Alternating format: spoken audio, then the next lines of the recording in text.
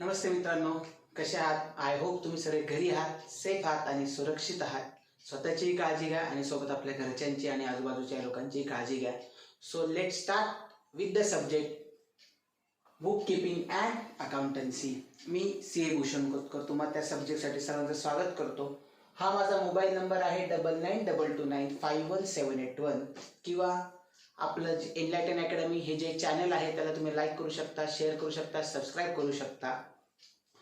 So let start with the chapter. Our chapter is chapter 2 accounts for non for profit concern. So आता हे जे accounts for non for profit concern आहे हे chapter चालू करण्याच्या आधी जे मित्र मैत्रिणी जे आज मला नव्याने जोडले गेले आहेत, जे नवीन हा व्हिडिओ बघत आहेत, त्यांच्यासाठी मी काही गोष्टी सांगू इच्छितो किंवा रिपीट करू इच्छितो की ज्या लोकांकडे अजून सुद्धा 12th टेक्स्टबुक नाही आहे तर त्यांच्यासाठी एक सोपीशी गोष्ट त्यांना करायची आहे. आपला लॅपटॉप असो, मोबाईल असो, टॅबलेट असो, त्याच्यावरती जायचं. त्याच्यामध्ये गुगलला जाऊन www.ebalbharati.in ही वेबसाईट टाईप करायची. ती वेबसाईट टाईप केल्यानंतर तुम्हाला राईट हँड टॉप कॉर्नरला म्हणजे उजव्या हाताच्या वेबसाईटच्या उजव्या हाताच्या वरच्या साईडला तुम्हाला डाउनलोड टेक्स्टबुक्स म्हणून हा एक ऑप्शन दिसेल. हा ऑप्शन दिसल्यानंतर तुम्हाला तुमचे जे पण पुस्तकं हवे आहेत ते तुम्ही ते डाउनलोड करू शकता PDF फॉर्मॅटमध्ये. मग त्या तुमचं हिंदी मीडियम असो, इंग्लिश मीडियम असो, गुजराती मीडियम असो, उर्दू मीडियम असो, मराठी मीडियम असो, जे पण कुठले तुमचे मीडियम आहे त्या मीडियमनुसार हे टेक्स्टबुक तुम्ही डाउनलोड करू शकता PDF फॉर्मॅटमध्ये आणि तुम्ही तुमचा अभ्यास चालू करून घेऊ शकता. तर मित्रांनो, चॅप्टरला सुरू करण्याच्या आधी मला तुम्हाला सांगायचं आहे की तुमच्या ज्या पण काही क्युरी असतील, ज्या पण काही शंका असतील, तर तुम्हाला लेक्चर चालू असताना जे तुम्ही हा जो व्हिडिओ बघत आहे त्याच्यात जर तुम्हाला काही गोष्टी कळल्या नाही तर खूप छोटीशी गोष्ट तुम्हाला करायची आहे. ह्या माझ्या नंबरवर तुम्ही कॉल करू शकता किंवा व्हॉट्सअप करू शकता किंवा हा व्हिडिओ तुम्ही जो युट्यूबवरती बघत आहात त्याच्या कमेंट बॉक्समध्ये खाली तुम्ही तुमच्या ज्या पण काही क्युरीज आहेत त्या टाईप करू शकता आणि 24 तासाच्या आत त्याचं उत्तर तुम्हाला हे दिलं जाईल. आणि सोबत जर त्याचा क्युरी टाईप केल्यानंतर तुम्ही तुमचा मोबाईल नंबर सुद्धा त्याच्या पुढे लिहिला तर त्याच्यावरती पण मी तुम्हाला पर्सनलाइज उत्तर सेंड करून देईल. So don't worry for the queries friend. Let's start with our second topic, accounts for non-for-profit concern. So before going for the chapter, आता मला तुम्हाला सांगायचं की नॉन फॉर प्रॉफिट कन्सर्न म्हणजे काय. याचा सोपासा अर्थ असा होतो की नॉन फॉर प्रॉफिट म्हणजे की ज्या गोष्टींमध्ये प्रॉफिट भेटत नाही. आता नॉन फॉर प्रॉफिटचा अर्थ होतो नॉट म्हणजे काय, नो. प्रॉफिट म्हणजे काय, फायदा. तर फायदा नसणाऱ्या गोष्टींसाठी आज आपल्याला अकाउंट्स लिहायचे आहे. तर तुम्ही म्हणाल सर कुठला व्यक्ती जो बिझनेस करताना फायदा बघत नाही. तर आहेत असे काही लोक किंवा आहेत अशा काही गोष्टी ज्याच्यामध्ये बिझनेस करताना प्रॉफिट बघितला जात नाही. तिथे तुमचं काम, तिथे तुमची सर्व्हिस खूप जास्त महत्त्वपूर्ण धरली जाते. तर अशाच काही गोष्टींसाठी आपण आज आजचा आपला चॅप्टर शिकणार आहोत. पण तत्पूर्वी त्याच्या आधी मी तुम्हाला काही एक्झाम्पल्स देतो की म्हणजे तुम्हाला त्या गोष्टींमधला डिफरन्स क्लिअर होईल. तर 2 प्रकारच्या ऑर्गनायझेशन्स आहेत. एक आहे प्रॉफिटेबल ऑर्गनायझेशन आणि दुसरी आहे नॉन फॉर प्रॉफिट ऑर्गनायझेशन. बरोबर. तर या दोघांमध्ये सर्वात महत्वाचा डिफरन्स काय आहे याच्यामध्ये, but obviously to earn profits म्हणजे प्रॉफिट कमवणे. आणि याचा सर्वात महत्वाचा उद्देश काय की याचा जर उद्देशच प्रॉफिट कमवणं नाही आहे तर याचा मेन उद्देश काय आहे, टू प्रोव्हाइड क्वालिटी सर्व्हिस. लक्षात घ्या, क्वालिटी सर्व्हिस म्हणजे उच्च प्रतीची, उत्तम प्रतीची, दर्जेदार अशी सर्व्हिस मला द्यायची. कोणाला द्यायची आहे, टू मेंबर्स ऑर सोसायटी. म्हणजे जी पण माझी ऑर्गनायझेशन आहे त्याच्या सभासदांना मला ती चांगली सर्व्हिस द्यायची आहे किंवा पूर्ण समाजाला किंवा समाजातील काही घटकांना मला चांगली सर्व्हिस द्यायची आहे. तर ते कसं आपण पुढे जाऊन आपण जे उदाहरण बघू त्याच्यात तुमच्या त्या गोष्टी लक्षात येतील. सो की आता आपण हा अर्न प्रॉफिट्स आणि प्रोव्हाइड क्वालिटी सर्व्हिस हा एक मेन डिफरन्स बघितला. पण आतापर्यंत आपण जो प्रॉफिटेबल ऑर्गनायझेशन बद्दल शिकलो म्हणजे 11वीत असो किंवा 12च्या चॅप्टर मध्ये असो, तर प्रॉफिटेबल ऑर्गनायझेशन म्हणजे कोण, प्रोप्रायटरी कन्सर्न. दुसरे कोण, अजून आपण काय शिकलो, पार्टनरशिप फर्म्स. त्याच्यानंतर येऊ शकतात प्रायव्हेट लिमिटेड किंवा LLP किंवा अजून काही तत्सम गोष्टी. पण नॉन फॉर प्रॉफिट मध्ये कोण कोण येणार? सर्वात महत्वाचे म्हणजे येणार ट्रस्ट, चॅरिटेबल ऑर्गनायझेशन. याचं सर्वात आत्ताचं लेटेस्ट उदाहरण काय जे आपण कोरोनामध्ये जे बघितलं ते म्हणजे कोण? टाटा ट्रस्ट किंवा सलमान खान यांचं बिंग ह्युमन फाउंडेशन किंवा अशा अजून कुठल्या ऑर्गनायझेशन असतील त्या. त्याच्यानंतर सोशल वेलफेअर असोसिएशन म्हणजे कसं की अशा असोसिएशन की ज्या त्यांच्या सभासदांसाठी काम करतात. जसं की एक्झाम्पल आपण असं बघूया की काही कपड्यांचे नाशिकमध्ये जेवढे कपड्यांचे दुकान आहे ते सर्व कपड्यांच्या दुकानांचे म्हणून असोसिएशन, की ते असोसिएशन काय काम करते की त्यांच्यामध्ये जे पण लोक सभासद आहेत, जे पण दुकानदार त्यांचे सभासद आहे, त्या दुकानदारांच्या काय अडचणी असतील तर त्या शासनापर्यंत मांडणे किंवा काही दुकानदारांना एकत्र ठिकाणून कुठून माल घ्यायचा असेल तर स्वस्तात कसा भेटू शकतो, त्यांच्या कुठल्या पण प्रकारचे नसतील तर ही वेलफेअर असोसिएशन जी सोशल वेलफेअर असोसिएशन असेल ती असोसिएशन त्यांचे हे प्रॉब्लेम सॉल्व्ह करते. अजून एक महत्वाचा मुद्दा जो तुम्हाला सर्वांना लवकर कळेल तो म्हणजे स्कूल, कॉलेजेस, ट्रस्ट ऑपरेटेड जे पण तुमचे स्कूल कॉलेजेस असतील तर म्हणजे कसं की स्कूल कॉलेज यांचा मेन उद्देश प्रॉफिट कमवणे नाही तर त्यांचा मेन उद्देश काय आहे? Provide quality services. आता सर्व्हिस कुठल्या प्रकारची? त्यांच्यामध्ये एज्युकेशन सर्व्हिस, की चांगल्या उत्तम प्रतीचे शिक्षण तुम्हाला ह्या कॉलेजेस थ्रू दिलं गेलं पाहिजे, त्यांचा मेन उद्देश आहे, ना की प्रॉफिट कमवणं. तर मी अशा पद्धतीने तुम्हाला छोटेसे पण जे महत्वपूर्ण असे डिफरन्सेस आहे प्रॉफिटेबल ऑर्गनायझेशन आणि नॉन फॉर प्रॉफिट ऑर्गनायझेशन मध्ये हे मी तुम्हाला समजून सांगितलं आहे. याच्याबद्दल जर काही तुमच्या क्युरी असतील, तुम्हाला काही गोष्ट कळली नसेल तर तुम्ही मला व्हॉट्सअप कॉल करू शकता किंवा रेग्युलर कॉल करू शकता, मेसेज करू शकता किंवा युट्यूब वरती सुद्धा तुम्ही मला कमेंट बॉक्स मध्ये तुमच्या क्युरी पोस्ट करू शकता. So let's proceed for the next thing की हे मी आता नॉन फॉर प्रॉफिट ही गोष्ट बघितली तर याचे इम्पॉर्टन्स काय आहे, याचे फीचर्स काय आहे, याच्यासाठी मी बुक्स ऑफ अकाउंट्स मेंटेन केले पाहिजेत का? तर आपण आता एक एक गोष्टीला हात लावूया. सर्वात म्हणजे काय पहिल्यांदा की नॉन फॉर प्रॉफिट ऑर्गनायझेशनचा अर्थ काय होतो. तर ज्या लोकांकडे पुस्तकं आहेत किंवा ज्या लोकांकडे पुस्तके नाही त्यांना कसं डाउनलोड करायचं ती मी गोष्ट सांगितली आहे. जर तुम्ही पुस्तक डाउनलोड केले तर जेव्हा तुम्ही त्या पुस्तकाच्या चॅप्टर वरती या त्या चॅप्टरच्या सेकंड पेजला म्हणजे पेज नंबर 64 ला meaning for non for profit concern दिला आहे की त्याच्यामध्ये मी म्हटलं आहे non for profit concerns are those concern which are not started to earn profit. म्हणजे अशा ऑर्गनायझेशन की ज्यांची स्थापना किंवा ज्यांचं जो जन्म आहे तो प्रॉफिट कमवण्यासाठी झालेला नसून but to give qualitative services to its members and society at minimal charges. But to give qualitative services म्हणजे काय? प्रॉफिट कमवायचं नाहीये, पण जे पण माझे सभासद आहेत त्या लोकांना मी कशी क्वालिटेटिव्ह सर्व्हिसेस म्हणजे कशी चांगल्या उत्तम दर्जेदार प्रतीची त्यांना मी सर्व्हिस देऊ शकतो त्या माझ्या मेंबरला किंवा पूर्ण समाजाला कमी कमी चार्जेस मध्ये किंवा काही केसेसमध्ये फ्री ऑफ कॉस्ट मध्ये देऊ शकतात. Their main objective is to provide social service and to promote art, culture, sports, education. म्हणजे काय की त्यांचा मेन ऑब्जेक्ट हा सोसायटीसाठी सर्व्हिस देणं आहे, सोशल सर्व्हिसेस आहे, सामाजिक त्यांना सर्व्हिस द्यायची आहे. त्याच्यामध्ये काय काय येतं की अशा गोष्टींना प्रोत्साहन द्यायचं, आर्ट असो, स्पोर्ट्स असो, एज्युकेशन असो, हेल्थ असो, त्याच्यानंतर वेलफेअर गोष्टी असो, बिझनेसला काही जे लोक बिझनेस करू शकत नाही त्यांना कसं प्रोत्साहन देऊ शकतो, असे विविध सामाजिक अनुषंगाने जे पण चांगले काम आहेत ते काम घ्या वेलफेअर ऑर्गनायझेशन किंवा non for profit concerns through राबवले जातात.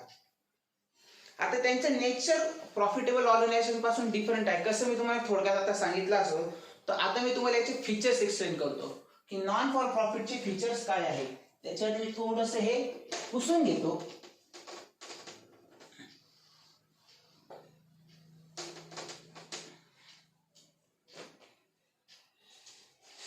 सर्वात पहिल्यांदा फीचर काय आहे, आपलं जे मेन आहे, sorry for the disturbance friends,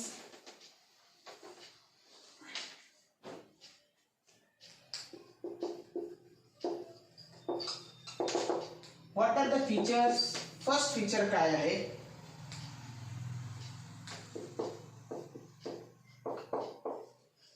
to provide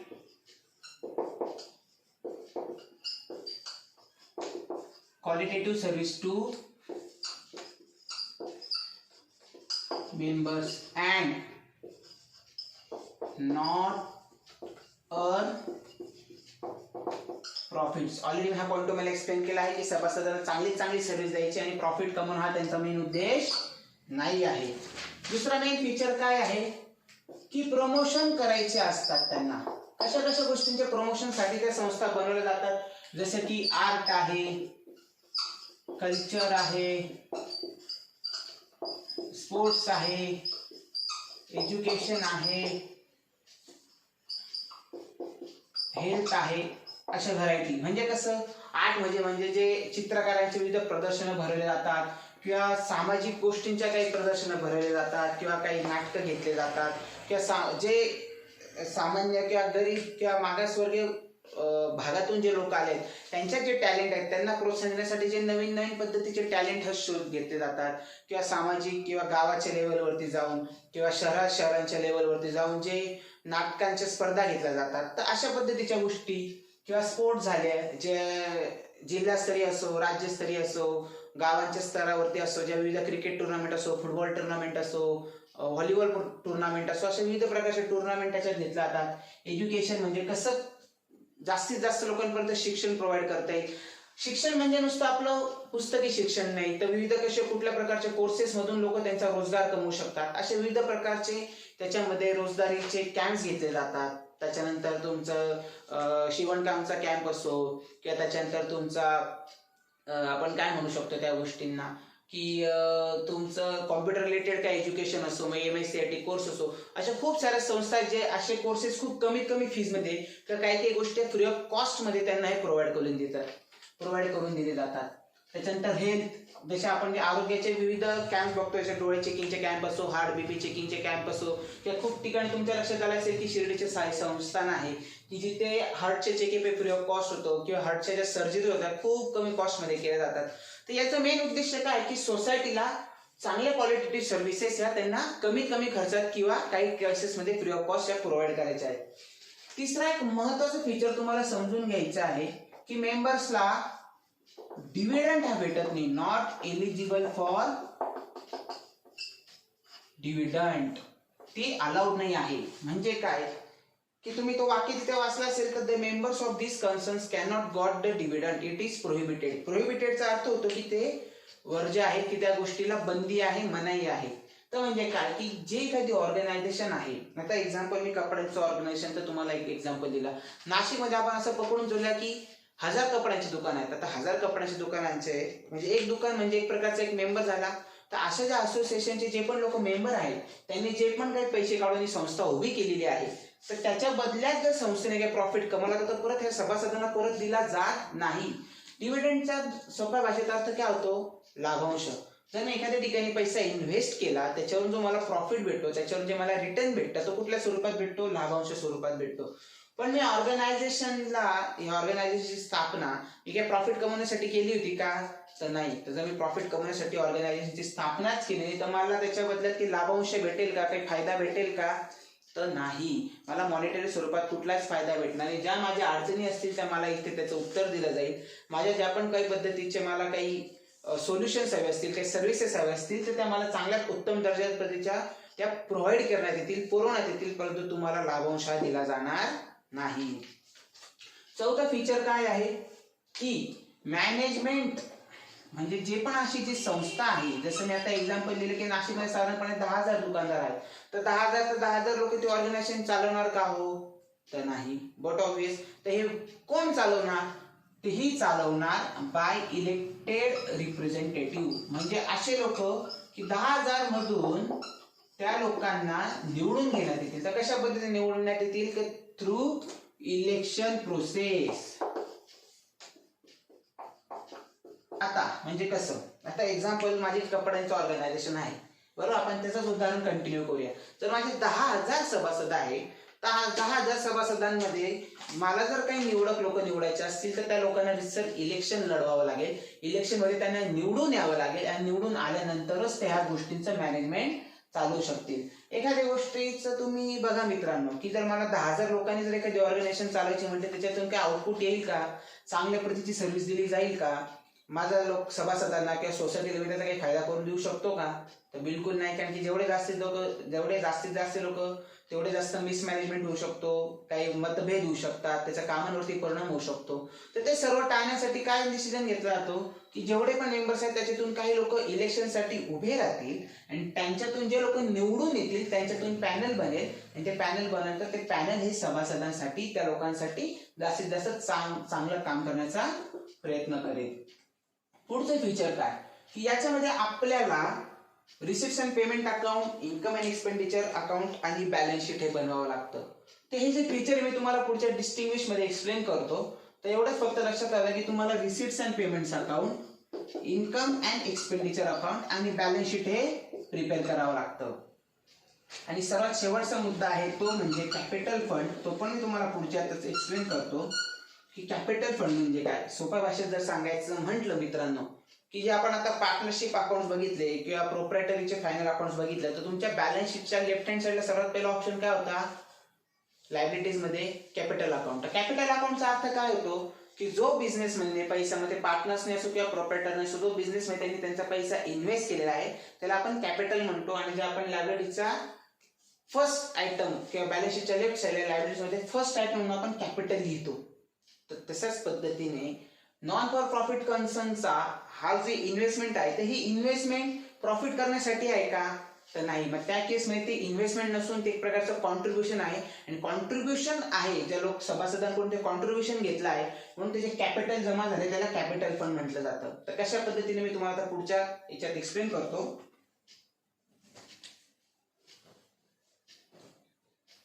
so आता आपण ह्या फीचर्स झाला, आता आपण डिफरन्स बिटवीन बघूया की what is difference between profitable organisation आणि नॉन फॉर प्रॉफिट ऑर्गनायझेशन.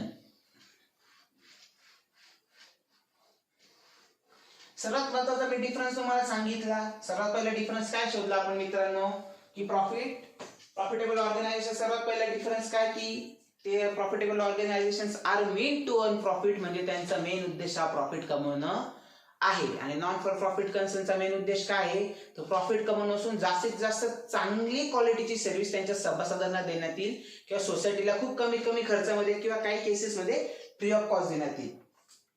तर प्रायमरी ऑब्जेक्टिव्हचा मी ऑलरेडी ऑप्शन मी तुम्हाला एक्सप्लेन केलेला आहे. तर डिफरन्स मध्ये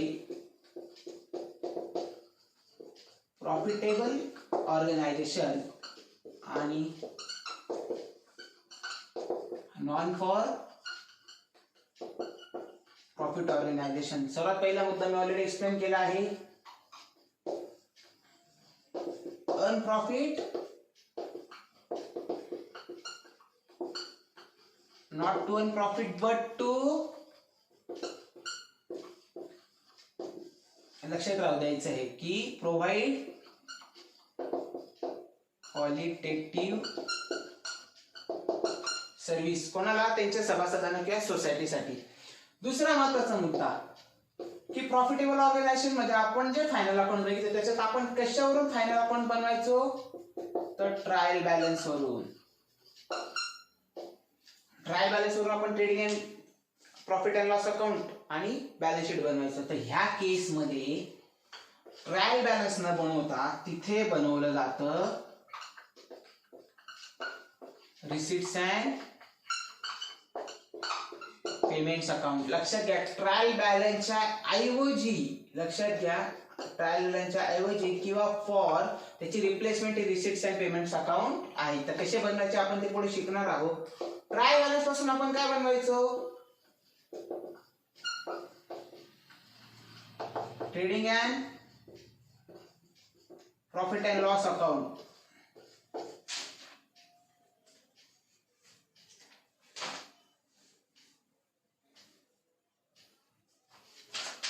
इथे आपण काय बनवणार, ट्रेडिंग अँड प्रॉफिट अँड लॉसच्या ऐवजी आपण इथे बनवणार इन्कम अँड एक्सपेंडिचर अकाउंट. आणि बॅलन्स शीट साठी आपण बॅलन्स शीटच बनवणार आहोत. थोडीशी पद्धत वेगळी आहे पण balance sheet is going to be balance sheet only. त्याच्यानंतर चौथा मुद्दा की नेट रिझल्ट काय येणार माझा. नेट रिझल्ट म्हणजे की हे जे सर्व मी काम करतोय तर याच्यात मला प्रॉफिटेबल ऑर्गनायझेशन म्हणजे माझा नेट रिझल्ट काय येणार, प्रॉफिट किंवा लॉस. आणि नॉन फॉर प्रॉफिट ऑर्गनायझेशन मध्ये जे प्रॉफिट असतो त्याला म्हटलं जातं सरप्लस आणि लॉसला म्हटलं जातं डेफिसिट. तर असं का, प्रॉफिटेबल ऑर्गनायझेशन मध्ये आपला जो पण हातात पैसा उरतो त्याला आपण प्रॉफिट म्हणतो की मी तेवढा नफा कमवलाय. पण ऑर्गनायझेशनचं मेन उद्देश नफा कमवणं आहे का मित्रांनो, तो बिलकुल नाही. जर माझा उद्देशच नफा कमवणं नाही आहे तर माझा उद्देश काय आहे की जास्तीत जास्त चांगली सर्व्हिस द्यायची. त्याच्यासाठी मी जे पण मेंबर कडून किंवा सोसायटीकडून जे पण मी काही पैसे घेतले आहेत त्याच्या आधी जर जे मी खर्च पण केले आहेत त्याच्यातून जर काही पैसा उरल्यास तर तो माझ्यासाठी काय झाला, सरप्लस. म्हणजे काय, अधिक रक्कम किंवा अधिक माझ्याकडे राहिलेली शिल्लक. काय अधिक म्हणेन मी या गोष्टीसाठी, सरप्लस म्हणजे काय, अधिक. की असं मी काय म्हणतोय की मी जे पैसे जमवले आणि ज्या गोष्टीचे मला खर्च करायचे होते त्याच्यासाठी मला कमी जमवल्यापेक्षा कमी पैसे माझे खर्च झाले म्हणून त्याला सरप्लस म्हटलं जातं. कारण की त्याचा माझा उद्देश नफा कमवणं नव्हतं. हा जो माझ्याकडे अधिक पैसा उरला हा मी परत सोसायटीसाठीच किंवा माझ्या सभासदांसाठीच खर्च करणार आहे म्हणून तो माझा नफा न म्हणता त्याला सरप्लस म्हटलं जातं. आणि डेफिसिट म्हणजे काय, मी जो डेफिसिट म्हणजे काय, कमी किंवा जो माझा शॉर्टफॉल म्हणता येईल. तर सोप्या भाषेत काय, मी जो पैसा वेलफेअरसाठी लोकांकडून जमा केलेला होता त्याच्यापेक्षा जास्तीचा खर्च होऊन गेला त्या कामासाठी तर मी त्या लोकांकडून परत पैसा घेऊ शकत नाही आहे. त्याच्यामुळे जो माझा जास्तीचा पैसा खर्च होऊन गेला तो म्हणजे काय झाला, माझा डेफिसिट. जास्तीचा पैसा खर्च झालेला, शॉर्टफॉल पडलेला किंवा माझी जी कमी रक्कम उरली किंवा माझ्या खिशातली स्वतःहून रक्कम गेली तर ती कशा पद्धतीने गेली की मला जर एक्झाम्पल एखाद्या इव्हेंटसाठी 100 रुपये लागणार होते, मी त्याच्याऐवजी मी 90 रुपये माझ्याकडून गोळा झाले. काही लोकांनी पैसे दिले नाही किंवा माझ्याकडून चुकून पैसे कमी पडले माझे गोळा करताना. तर त्या केसमध्ये मी माझी क्वालिटेटिव्ह सर्व्हिस हॅम्पर केली का, नाही. पैसे माझ्याकडे कमी पडले म्हणून मी चांगल्या कामाला माझं आडफाटा दिला का, की मी चांगलं काम करण्यात काही कमी ठेवली का, तर नाही. त्याच्यामुळे जो पैसा कमी होतो किंवा जो लॉस होतो त्याला ह्या इथे म्हटलं जातं डेफिसिट. तर लक्षात घ्या मित्रांनो, सोपं भाषेत ट्रायल बॅलन्सच्या ऐवजी आपण रिसिप्ट्स अँड पेमेंट्स अकाउंट इथे प्रिपेअर करणार आहोत. ट्रेडिंग अँड प्रॉफिट अँड लॉसच्या ऐवजी आपण इन्कम अँड एक्सपेंडिचर इथे बनवणार आहोत. आणि बॅलन्स तिथं जो प्रॉफिट अँड लॉस जो आपला नेट रिझल्ट आहे त्याच्याऐवजी आपलं सरप्लस किंवा डेफिसिट आपण इथे कॅल्क्युलेट करणार आहोत. आणि जो मुद्दा मी तुम्हाला सांगितला तो म्हणजे कॅपिटल अकाउंट, इथे राहील तो कॅपिटल फंड.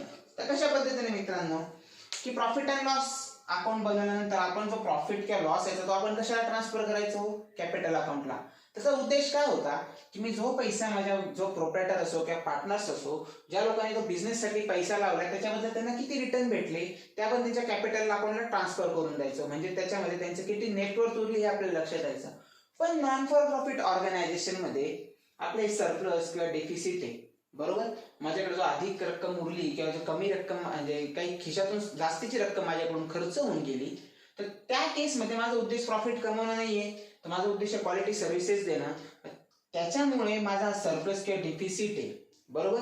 तर हा जरी मी कॅपिटलला शिफ्ट करतो तरी हा माझा कॅपिटल अकाउंट कॅपिटलने राहतो. तो काय आहे, कॅपिटल फंड आहे. आता इथे शब्द आलेला आहे फंड. जर मित्रांनो तुम्हाला फंड शब्दाचा अर्थ कळत असेल तर फंड म्हणजे काय, खूप साऱ्या लोकांकडून गोळा केलेला पैसा जो एका याच्यात गोळा केला जातो.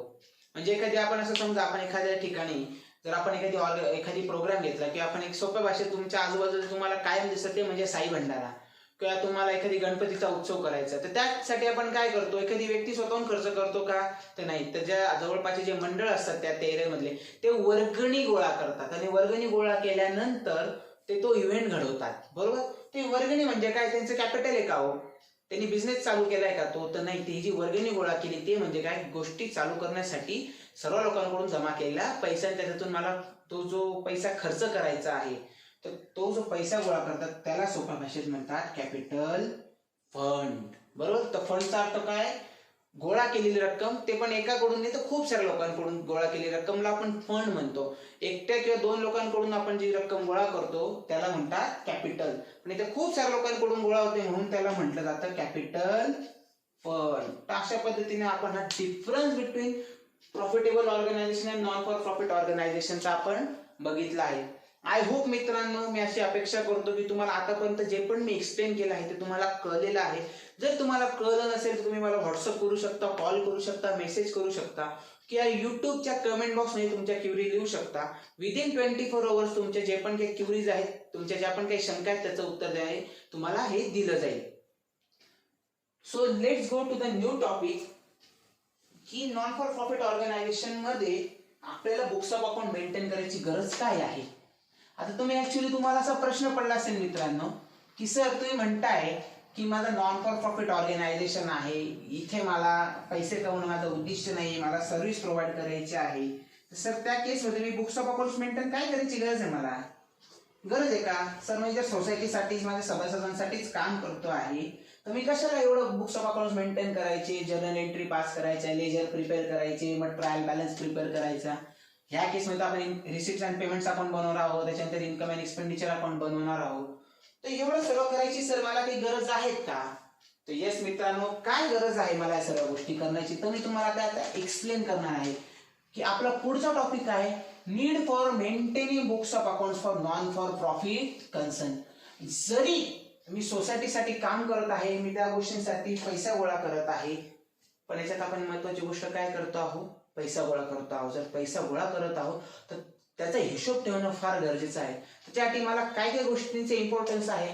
So let start with the topic importance of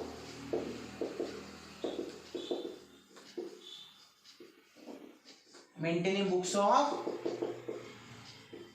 accounts. बरोबर. सो सर्वात पहिला माझा मुद्दा काय आहे इम्पॉर्टन्सचा मित्रांनो,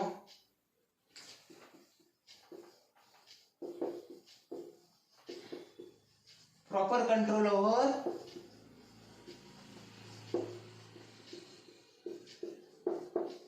मॉनिटरी ट्रान्झॅक्शन. मॉनिटरीचा अर्थ होतो काय, आर्थिक. तर सर्वात महत्वाचा मुद्दा काय की जे पण मी सोसायटीसाठी भले काम करत असो, माझ्या सभासदांसाठी भले काम करत असो, तरी माझा मेन उद्देश काय आहे की माझं चांगली क्वालिटी सर्व्हिस गेली पाहिजे. आणि त्या चांगल्या क्वालिटी सर्व्हिस देण्यासाठी मला लागतो पैसा. पण जर मी खूप लोकांकडून तो पैसा गोळा केला तर त्याचा चुकीचा वापर सुद्धा होऊ शकतो, गैरवापर पण होऊ शकतो. तर त्याच्यासाठी जर मी बुक्स ऑफ अकाउंट्स मेंटेन ठेवले प्रॉपर पद्धतीने तर माझा मॉनिटरी ट्रान्झॅक्शन्स वरती प्रॉपर हा कंट्रोल राहील. मग ते पैसे येणे असो किंवा पैसे जाणे असो, दोघांवरती माझा प्रॉपर कंट्रोल राहील. त्याच्यानंतर दुसरा महत्वाचा मुद्दा काय, टू नो म्हणजे काय, मला माहिती असले पाहिजे काय तर माझे काय काय सोर्सेस ऑफ इन्कम आहे, कुठून कुठून मी पैसा गोळा केला आणि माझ्या कुठल्या कुठल्या ठिकाणी म्हणजे कुठल्या कुठल्या गोष्टींमध्ये मी खर्च केला. जसं आपण आता फायनल अकाउंट्स मध्ये शिकलो की विविध टाइप्स ऑफ एक्सपेंडिचर आपण बघितले, मग रेंट असो, ड्युटीज असो, टॅक्सेस असो, बॅड डेट्स असो, ऍडव्हर्टिजमेंट असो, सॅलरी असो, वेजेस असो, टुरिझम, ट्रॅव्हलिंग असो. तर हे काय हेड्स ऑफ एक्सपेंडिचर आहे. तर माझा कुठल्या कुठल्या गोष्टींसाठी माझा किती किती रुपये खर्च झाला ते मला कधी कळेल आणि कुठल्या कुठल्या लोकांकडून कुठल्या सोर्सेस कडून मला पैसा आला हे मला कधी कळेल, जेव्हा मी proper books of accounts maintain करेल तेव्हा. तिसरा महत्वाचा मुद्दा आहे काय, to comply with the provisions of laws. Provisions of laws म्हणजे काय की अशा कुठल्या गोष्टी आपण ज्या करतो आहे किंवा ज्या करणार आहोत किंवा ज्या केलेल्या असतील त्या सगळ्या आपण कायद्याला अनुसरून आणि कायद्याच्या नियमांना बंधनात राहून आपण केलेल्या आहेत की नाही हे माहिती होण्यासाठी बुक्स ऑफ अकाउंट्स मेंटेन करणं खूप गरजेचं आहे. जर असं समजा तुम्ही भारतामध्ये आपण गांजाची शेती करणं हे अलाउड नाही आहे, जर आपण बुक्स ऑफ अकाउंट्स मध्ये आपलं जेव्हा आपण सेल्स बघतो तर आपण बघतो की सेल्स मध्ये कशातून झाले. जर याच्यातून मला तुमच्या लक्षात आलं की माझं मेन उत्पन्न आहे गांजाची शेती करून होत आहे तर माझी गोष्ट चालेल का मित्रांनो? नाही, कारण की ते कायद्याला अनुसरून आहे का? नाही. जर मी गुटखा विक्री करत आहे बरोबर किंवा मी गुटखा निर्मिती करत आहे तर ती मला कायद्याला अनुसरून आहे का? त्याच्यावरती मला काय आहे, बंदी आहे. तर अशा कुठल्या गोष्टी आहेत ज्या माझ्या गव्हर्नमेंटच्या नियमानुसार चालत नाही आहे. तर अशा सर्व पद्धतीच्या गोष्टी ज्या तुमच्या, कारण की कसं असतं बघा मित्रांनो की जर माझी एखादी खूप मोठी संस्था आहे ज्याच्यात खूप सारे मेंबर्स आहेत पण चालवणारे लोक किती असतात, निवडत 10-15 बरोबर. जे माझी रिप्रेझेंटेटिव्ह इलेक्टेड जे माझ्या लोकांनी जे इलेक्शन लढून जे लोक तिथे निवडून आले त्यांच्या संस्थेचा कारभार बघत आहेत.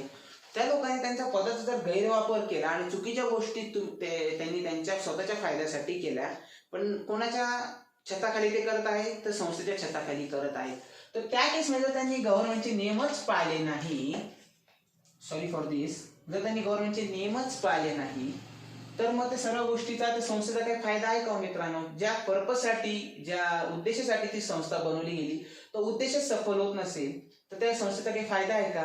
तर बिलकुल नाही. त्याच्यामुळे जोपर्यंत तुम्ही बुक्स ऑफ अकाउंट मेंटेन करत नाही, तुम्हाला त्या गोष्टींचा पत्ता लागणार नाही.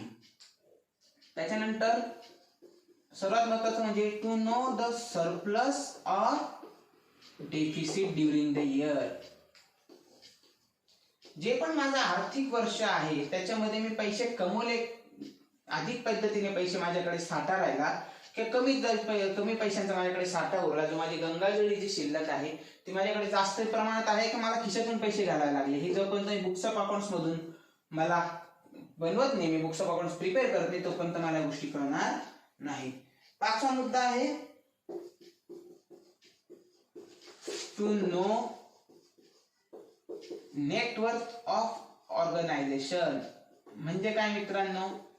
जी पण माझी संस्था आहे तिच्याकडे स्वतःचा किती पैसा उरलेला आहे, ते कुठल्या ठिकाणी त्यांची इन्व्हेस्टमेंट आहे, कुठल्या ठिकाणी त्यांना पैसे देणं लागत आहे, काय कुठून घेणं लागत आहे, किती बुडीत खाते आहे, मला किती खर्च देणं आहे, किती अजून उत्पन्न येणं आहे, माझे फिक्स ॲसेट्स किती आहे, कॅश अँड बँक बॅलन्सेस किती आहे, जे पण बॅलन्स शीटचा जो पण काय माझा पार्ट आहे, जो पण तुम्ही बुक्स ऑफ अकाउंट बनत नाही तोपर्यंत मला संस्थेचं, त्या पर्टिक्युलर संस्थेचं नेटवर्क कळणार नाही. सहावा सर्वात महत्वाचा मुद्दा जो मी तुम्हाला ऑलरेडी एक्सप्लेन केलाय, परत एक्सप्लेन करतो. टू अवॉइड, काय अवॉइड करायचं आपल्याला? Malpractices and misappropriation of cash and other assets. म्हणजे काय? टू अवॉइड म्हणजे काय? आपल्याला टाळायचं आहे. काय टाळायचं आहे? काय टाळायचं आहे मला मित्रांनो? तो मॅल प्रॅक्टिसेस. मॅल प्रॅक्टिसेस म्हणजे काय? बॅड किंवा चुकीच्या पद्धती ज्या अवलंबल्या जात आहेत. जसं मी तुम्हाला सांगितलं, संस्थेची आपली ऑर्गनायझेशन आहे कपड्यांची, आणि त्याच्यामध्ये जर जे डायरेक्टर बॉडी ते संस्थेचा पैसा वापरून जर ते काही चुकीच्या गोष्टी करत असतील त्यांच्या स्वतःच्या फायद्यासाठी, काही चुकीच्या गोष्टी विकत असतील, चुकीच्या पद्धतीने संस्था चालवत असतील, मग ह्या गोष्टी टाळण्यासाठी आपल्याला कधी कधी जर बुक्स ऑफ अकाउंट्स मेंटेन केलं तर आपल्याला कळतील की नक्की त्या काय गोष्टी करत होते. आणि misappropriation of cash and asset. लक्षात घ्या मित्रांनो, जसं मी एक्झाम्पल तुम्हाला दिलं, आपण तेच परत कंटिन्यू करूया. की जर माझी कपडा वेलफेअर असोसिएशन आहे ज्याच्यात म्हणजे 10 जर सभासद आहे, जर 10 सभासदांकडून मी हजार रुपये सुद्धा सबस्क्रिप्शन घेतलं तर माझी लाखोंमध्ये अमाऊंट निघून जाते. बरोबर आहे मित्रांनो? कोटीमध्ये, 1 कोटीच्या आसपास माझी अमाऊंट निघून जाते. जर माझ्या 1 कोटीची अमाऊंट जर माझी जमा झालेली आहे, जर जे पण 10 ते 12 लोक, 15 लोक जी संस्था चालवणार आहे त्यांच्या ताब्यात जर ती 1 कोटी रुपये गेले, जर त्यांनी त्याचा चुकीचा वापर त्यांच्या स्वतःच्या फायद्यासाठी वापर केला, गैरवापर केला, कायद्याच्या बंधनात न राहता कुठे पण तो सोयी त्याचा वापर केला, त्याच्याने संस्थेचं नुकसान आहे. परिणामकारक जे लोक सभासद त्याचे झाले आहेत, त्यांनी जे पैसे तिथे दिले आहेत ते सर्व पैशांचं नुकसान झालेलं आहे. त्याच्याने जोपर्यंत तुम्ही बुक्स ऑफ अकाउंट्स प्रिपेअर करत नाही तोपर्यंत त्या गोष्टी तुम्हाला लक्षात येणार नाही. तो इट इज व्हेरी इम्पॉर्टंट मित्रांनो की बुक्स ऑफ अकाउंट्स मेंटेन झालेच पाहिजे. तो आपण आता हे सर्व गोष्टी बघितल्यानंतर आता आपण सर्वात महत्वाच्या मुद्द्यावर येणार आहोत. तो म्हणजे काय? की आता आपण काय शिकलो की ट्रायल बॅलन्सच्या ऐवजी मी काय बनवणार आहे मित्रांनो? Receipt and payment account. तर रिसीट अँड पेमेंट अकाउंट म्हणजे काय? प्रॉफिट अँड लॉसच्या ऐवजी आपण काय बनवणार आहोत मित्रांनो? Income and expenditure account. तर इन्कम अँड एक्सपेंडिचर अकाउंट म्हणजे काय? आणि नॉन फॉर प्रॉफिट ऑर्गनायझेशनचं बॅलन्स शीट कशा पद्धतीचं असेल? ते खूप काही वेगळं असेल का? त्याच्यात खूप काही गोष्टी वेगळ्या असतील का? मला खूप काही गोष्टी नवीन शिकायला लागतील का? समजून घ्यायला लागतील का? त्या गोष्टी आता आपल्याला बघायच्या आहेत मित्रांनो.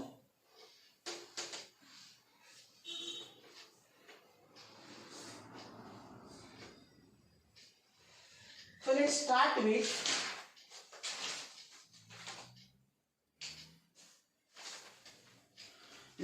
with the receipts and payment account. मी मित्रांनो तुम्हाला रिक्वेस्ट करेल की ती जी तुम्ही पीडीएफ तुमच्याकडे डाउनलोड आतापर्यंत केलेली असेल तर त्याच्या पेज नंबर 66 वरती तुम्हाला यायचं आहे, ज्याच्यावरती तुम्हाला रिसीट्स अँड पेमेंट्स अकाउंट बद्दल माहिती दिलेली आहे.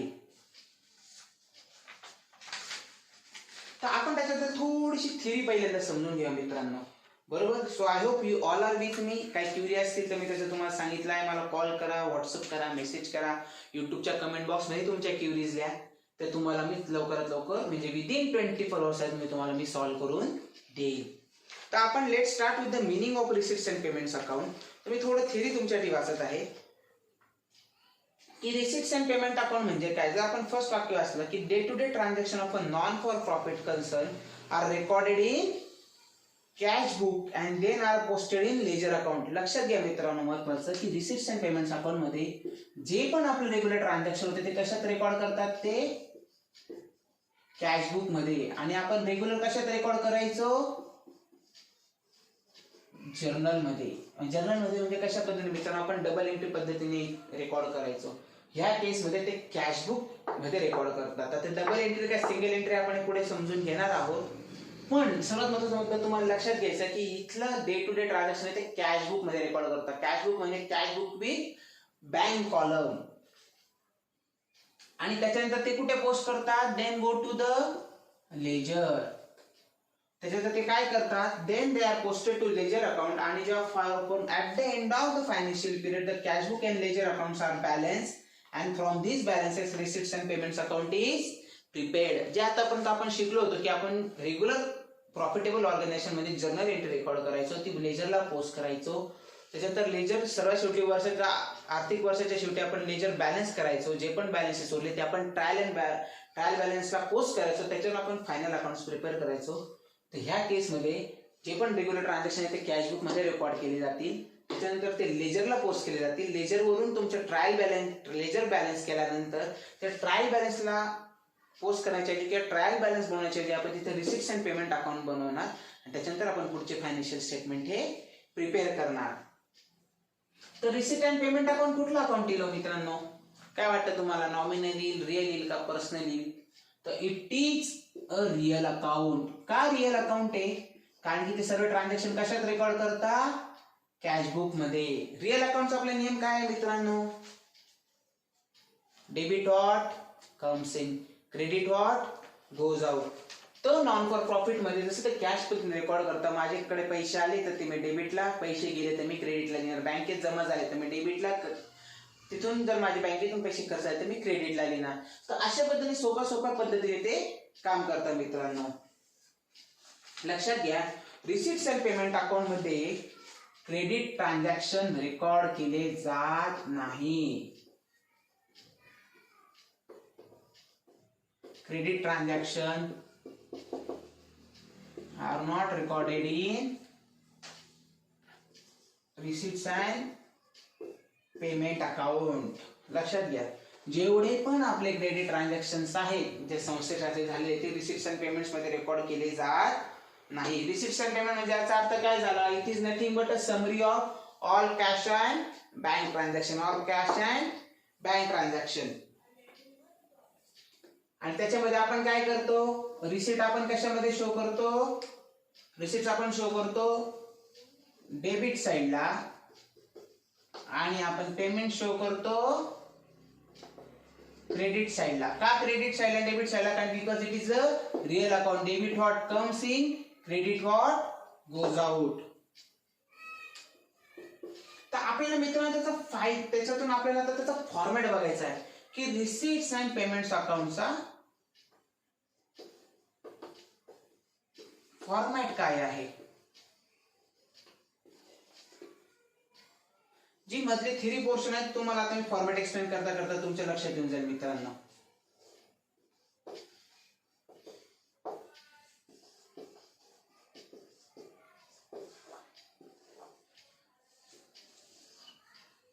इथं आपण लिहिणार रिसिट्स, इथे आपण लिहिणार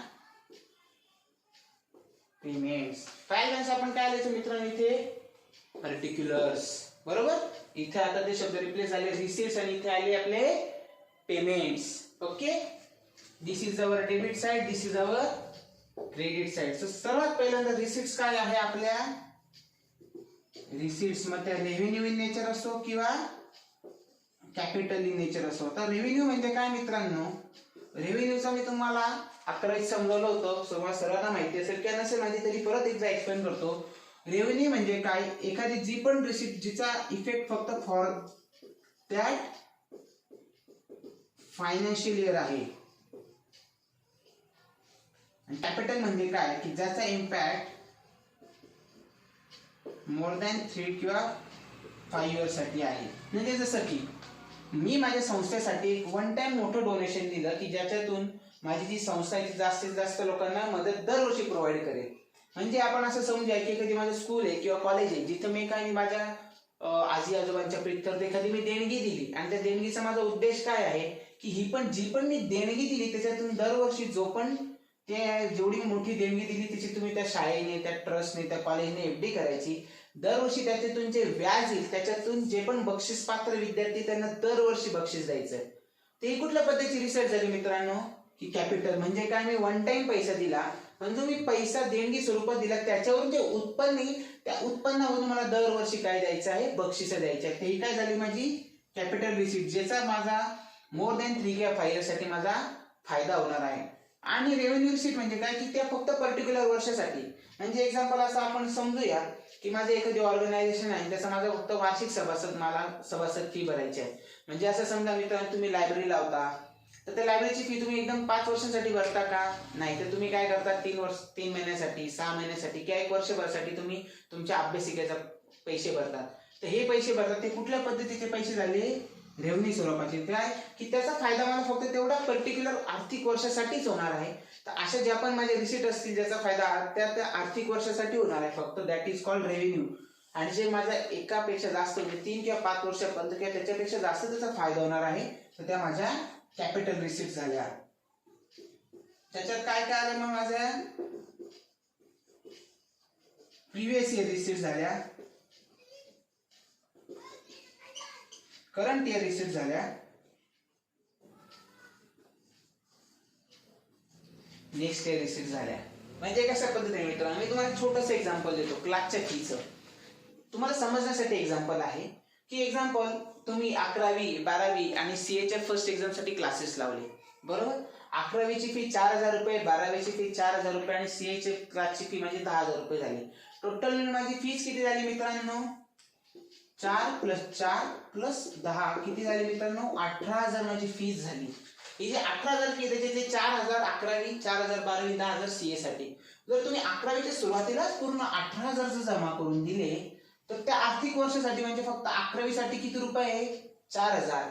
तर जे माझे 4000 आहे ते कुठल्या स्वरूपाचे आहेत, रेव्हेन्यू स्वरूपाचे आहेत. ते कुठल्या वर्षासाठी गेले, करंट इयर साठी गेले. जे मी 4000 आणि 10000 दिले आहेत ते मी कुठल्या वर्षांसाठी दिले, पुढच्या आर्थिक वर्षांसाठी. म्हणजे 12वी आणि सीए कोर्स साठी जे मी क्लासेसचे पैसे दिले ते कुठले झाले माझे, नेक्स्ट इयर साठी 14000. तर अशा पद्धतीने माझ्या 18000 चा हिशोब झाला. जर तुम्ही 11वी 12वी आणि सीए कोर्स एकत्र क्लास लावला आणि तुम्ही 11वी मध्ये पैसे नाही देऊ शकले आणि तुम्ही 12वी मध्ये 18000 रुपये दिले तर त्या केस मध्ये कसं होईल मित्रांनो, 4000 हे 11वी साठी होते पण ते मला आता 12वीच्या वेळेस भेटले म्हणजे 4000 माझे कशात गेले, प्रिव्हियस इयर मध्ये गेले, बरोबर.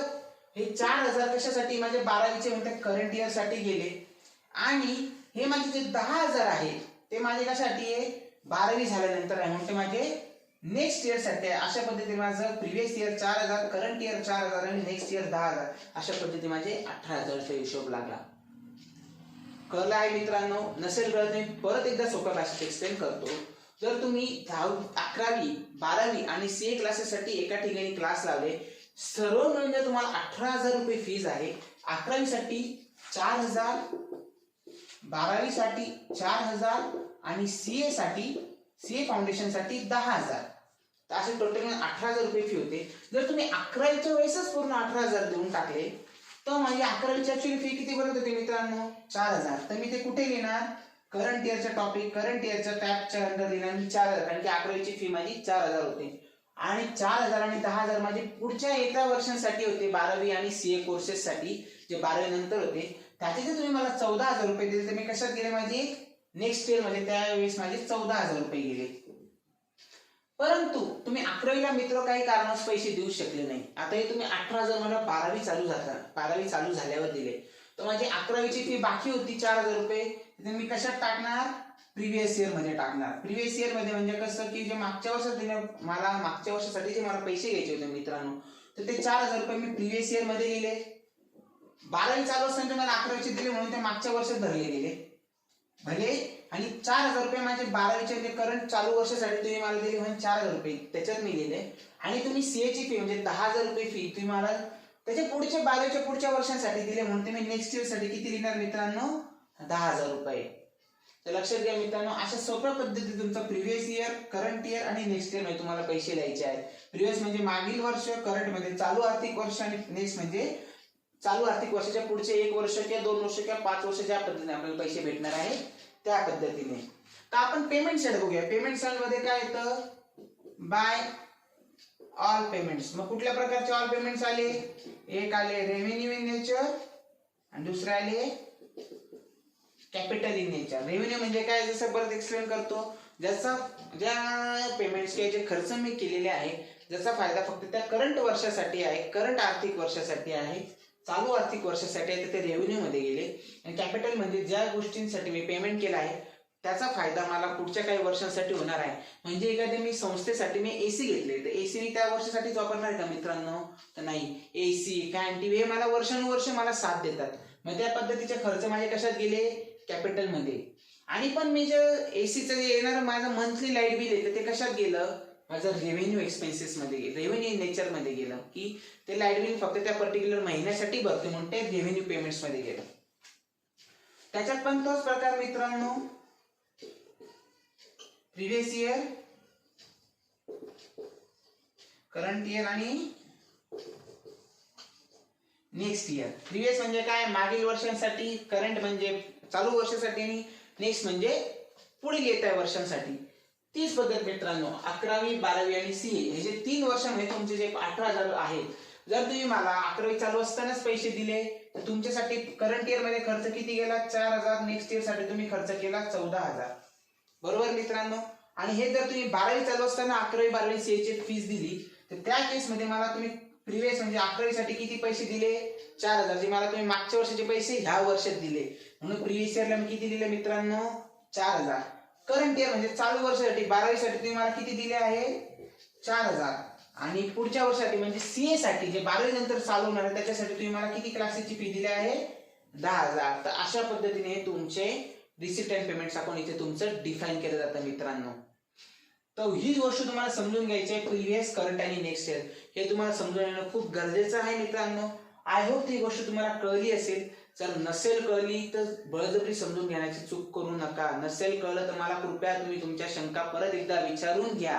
हे एक्झाम्पल तुम्हाला कळलं नसेल तर तुम्ही मला पर्सनली कॉल, व्हॉट्सअप, मेसेज करू शकता किंवा युट्यूबच्या कमेंट बॉक्स मध्ये सुद्धा तुम्ही तुमच्या क्युरी लिहू शकता. ही गोष्ट मी परत परत एक्सप्लेन करेन की सम चालू होताना की जसं आपण पुढे सरकतो ही गोष्ट पुढे पुढे आपली परत रिपीट होत जाणार आहे. तो over the period of time ही गोष्ट तुम्हाला नक्की कळेल मित्रांनो. तर आता आपण रिसिप्ट्स अँड पेमेंट्स अकाउंटचे आपण फीचर्स बघणार आहोत. तर ही गोष्ट मी आता काही तुमच्यासाठी ब्लॅकबोर्ड वरती लिहित नाही, मी फीचर्स तुम्हाला वाचून दाखवतो. तुमच्याकडे तुमची पीडीएफ आहे, जर पीडीएफ नसेल तर तुम्ही मला सांगा.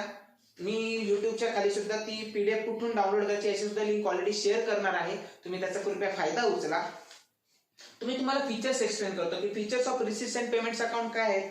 तर सर्वात महत्त्वाचं फीचर, पहिलं फीचर आहे ते रिअल अकाउंट आहेत, बरोबर, जे मी ऑलरेडी एक्सप्लेन केलं आहे.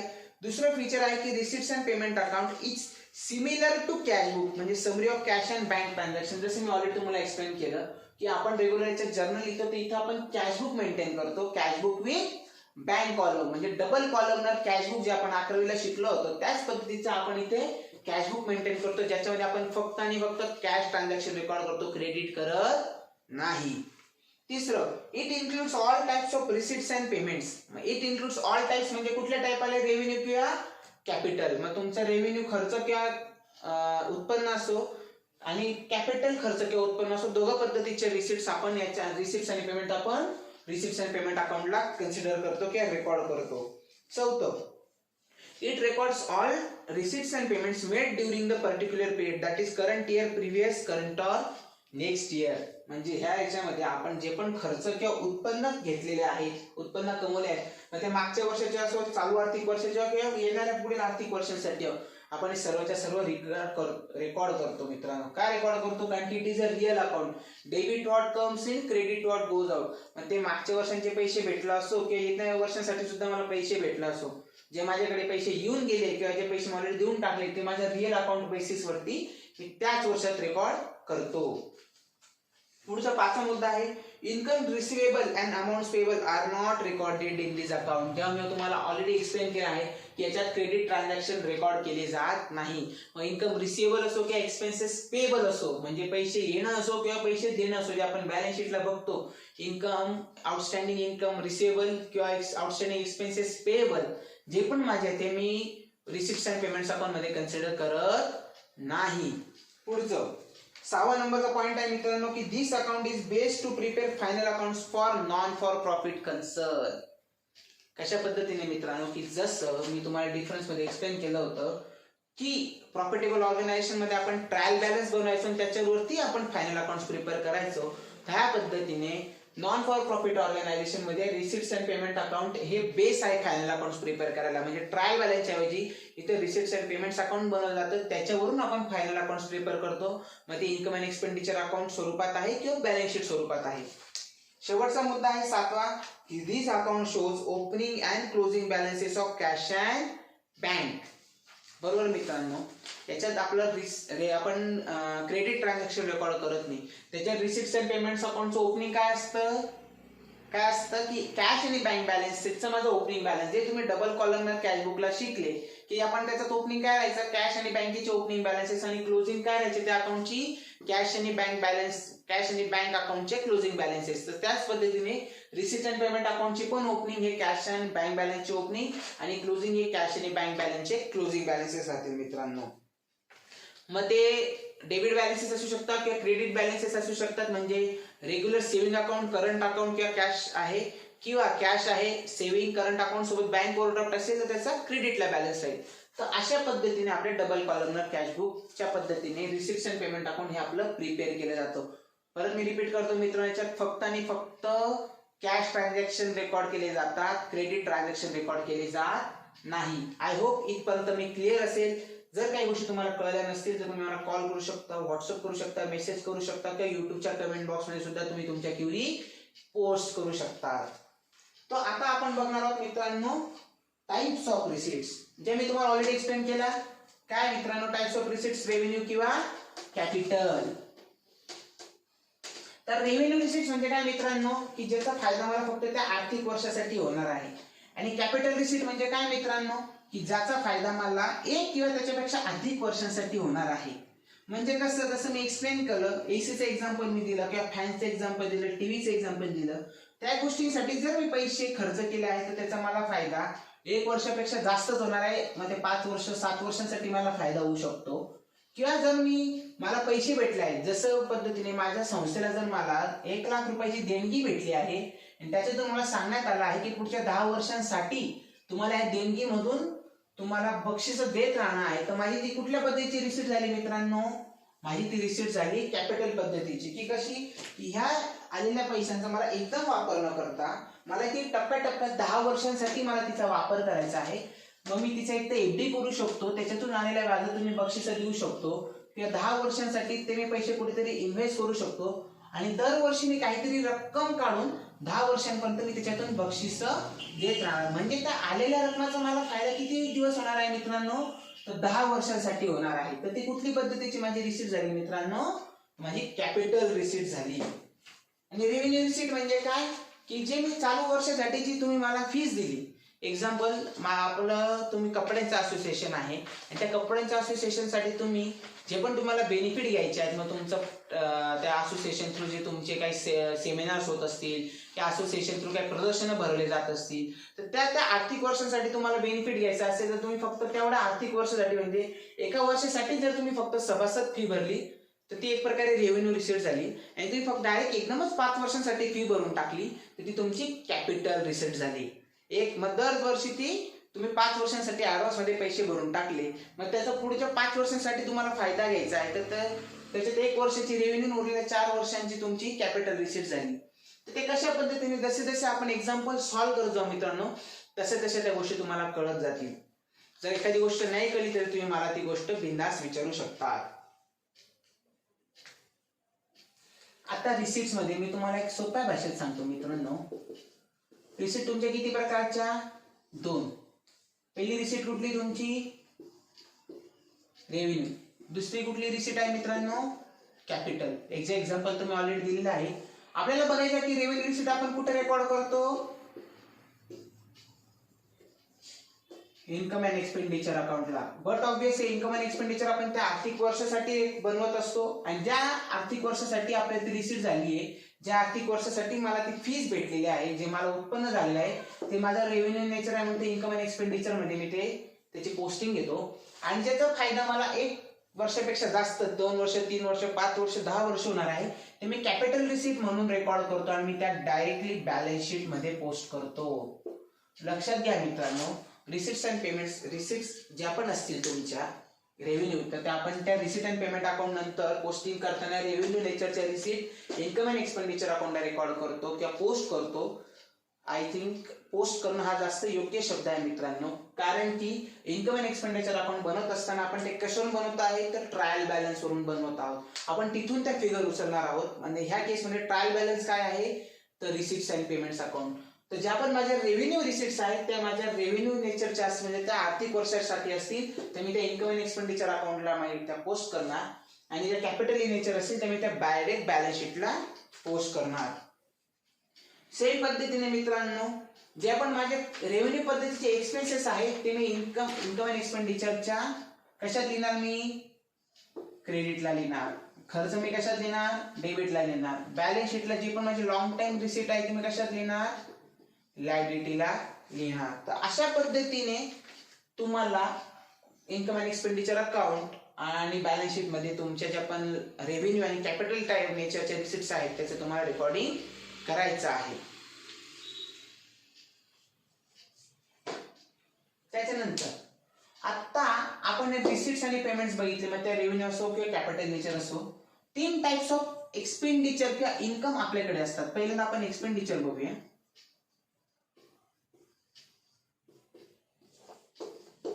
पहिल्यांदा आलं माझ्या मित्रांनो रेव्हेन्यू एक्सपेंडिचर म्हणजे ज्याचा फायदा फक्त त्या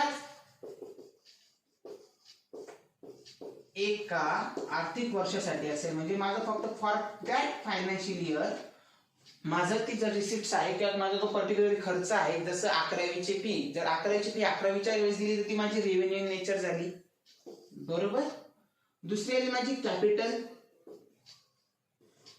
कॅपिटल रिसिप्ट म्हणजे काय मित्रांनो की एखाद्या गोष्टीसाठी जर मी खर्च केला आहे, म्हणजे जर मी एकदम जसं मी सांगितलं की मी एखाद्या शाळेला मी एकदम मोठं डोनेशन दिलं आणि त्याच्यात सांगितलं की तुम्ही हे डोनेशन तुम्ही तुमच्या संस्थेची इमारत बांधण्यासाठी नका वापरू, तर हे डोनेशन तुम्ही तुमच्या जे पण तुमचे येते विद्यार्थी आहेत त्यांना पुढच्या 10 वर्षांसाठी तुम्ही या रकमेतून बक्षीस देत राहा.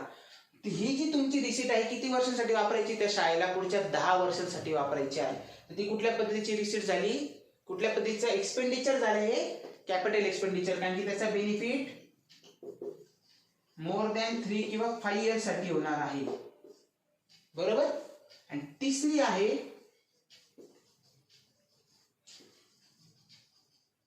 Deferred revenue expenditure.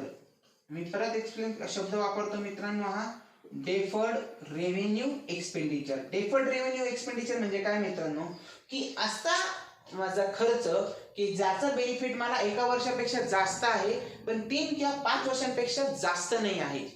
परत रिपीट करतो मित्रांनो की असा माझा खर्च जो 1 वर्षापेक्षा जास्त आहे, ज्याचा मला फायदा 1 वर्षापेक्षा जास्त होणार आहे पण त्याचा फायदा मला 3 किंवा 5 वर्षापेक्षा जास्त होणार नाही आहे. त्याच्यातलं आयडियल उदाहरण कुठलं होतं आपलं? 11वी 12वी आणि सीए क्लासेसची फीज. कशा पद्धतीने मित्रांनो 11वीची फी जी मी 11वीसाठी वापरणार होतो ती माझी रेव्हेन्यू झाली आणि 12वी आणि सीए याच्यासाठी मी पुढच्या 2 वर्षांसाठी ऍडिशनल 2 वर्षांसाठी मी ऑलरेडी फीस देऊन टाकली, तर ती माझी कॅपिटल इन नेचर झाली का? नाही. माझं किंवा 3 किंवा 5 वर्षांसाठी मला त्याचा फायदा होणार नाही. तुम्हाला किती वर्षांसाठी त्याचा फायदा होणार आहे? फक्त येत्या पुढच्या 2 वर्षांसाठी. म्हणून जे पुढच्या 2 वर्षांसाठी होणार आहे फायदा मला, that is called deferred revenue expenditure which is more than 1 year but not more than 3 or 5 year. म्हणजे जे 1 वर्षापेक्षा अधिक आहे पण 3 किंवा 5 वर्षांपेक्षा अधिक नाही आहे. अशाच पद्धतीने ज्या पण माझ्या सामाजिक संस्था आहेत ज्यांना जर मी एखाद्या पद्धतीची 3 वर्षांसाठी मी एकदम त्यांची मेंबरशिप फी भरून टाकली. सोप्या भाषेत तुम्हाला सांगितलं, तुमच्या कॉलेजेसमध्ये जर तुमचा टेनिस क्लब असेल, त्या टेनिस क्लबची तुम्ही एकदम 3 वर्षांची फीस पूर्ण भरून टाकली, तर याचा अर्थ काय होतो मित्रांनो, तुम्ही पुढच्या 3 वर्षांसाठी त्या क्लबमध्ये टेनिस खेळू शकता. त्यांच्या ऑर्गनायझेशन्सला, त्यांच्या ज्या काही ऑर्गनायझेशन टुर्नामेंट होणार आहे त्याच्यात पार्टिसिपेट करू शकता.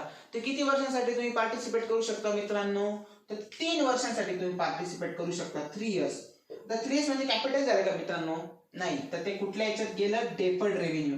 म्हणजे माझा एका वर्षासाठी त्याचा फायदा नसून एका वर्षापेक्षा जास्त आहे, पण 3 किंवा 5 वर्षापेक्षा त्याचा मला फायदा जास्त नाही आहे. अशा पद्धतीचे जे पण एक्सपेंडिचर असतात ते असतात माझे deferred revenue expenditure. I hope की I am clear till this point. मी ह्या गोष्टींपर्यंत आतापर्यंत क्लिअर आहे.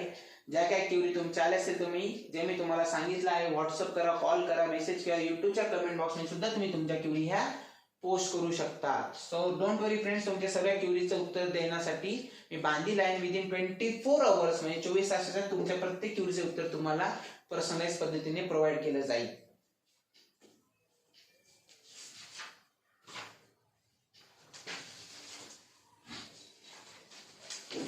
आता आपण specific of receipts and payments आपण बघणार आहोत मित्रांनो, की म्हणजे काय. पेज नंबर 68 त्याच्यावरती तुम्हाला पूर्ण पेजभर एक फॉर्मॅट दिलेला आहे रिसिप्ट्स अँड पेमेंट्स अकाउंटचा, की तो कशा पद्धतीने त्याचा स्पेसिमेन आहे.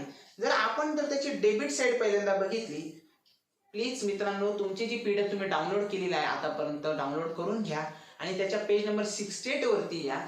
ज्या मित्रांना शक्य आहे प्रिंट आउट काढणं त्यांना खूप चांगले प्रिंट आउट काढून घ्या. ज्या मित्रांना शक्य नसेल प्रिंट आउट काढणं तर त्यांनी त्यांच्या मोबाईलमध्ये, टॅबलेटमध्ये किंवा लॅपटॉपमध्ये पेज नंबर 68 वरती यायचं आहे. त्याच्यात रिसिप्ट्स अँड पेमेंट्स अकाउंटचा फॉर्मॅट त्यांनी दिलेला आहे. फॉर्मॅट तुम्हाला थोडा एक्सप्लेन करत आहे. ब्लॅकबोर्ड वरती तो आता एक्सप्लेन करणं इतका इझी नाही आहे, म्हणून तुम्हाला मी याच्यावरूनच वाचून एक्सप्लेन करून दाखवत आहे की रिसिप्ट्स मध्ये काय काय येणार. म्हणजे आपण पहिल्यांदा डेबिट साईड, रिसिप्ट साईड बघणार आहोत. त्याच्यात जर काही मुद्दे नाही कळले तर मला तुम्हाला ब्लॅकबोर्ड वरती लिहून द्यायला.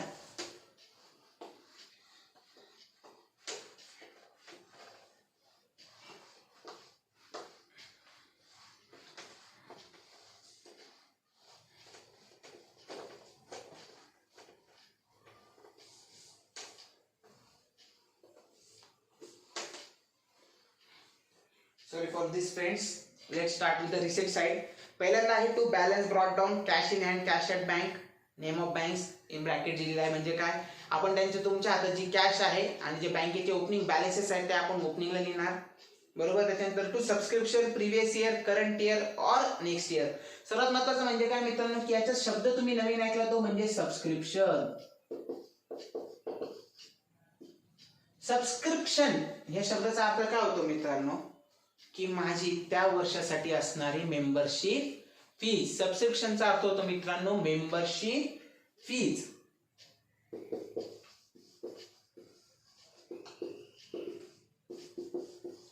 मेंबरशिप म्हणजे काय मित्रांनो, की मला त्या गोष्टीसाठी ऍडमिशन घ्यायचं आहे.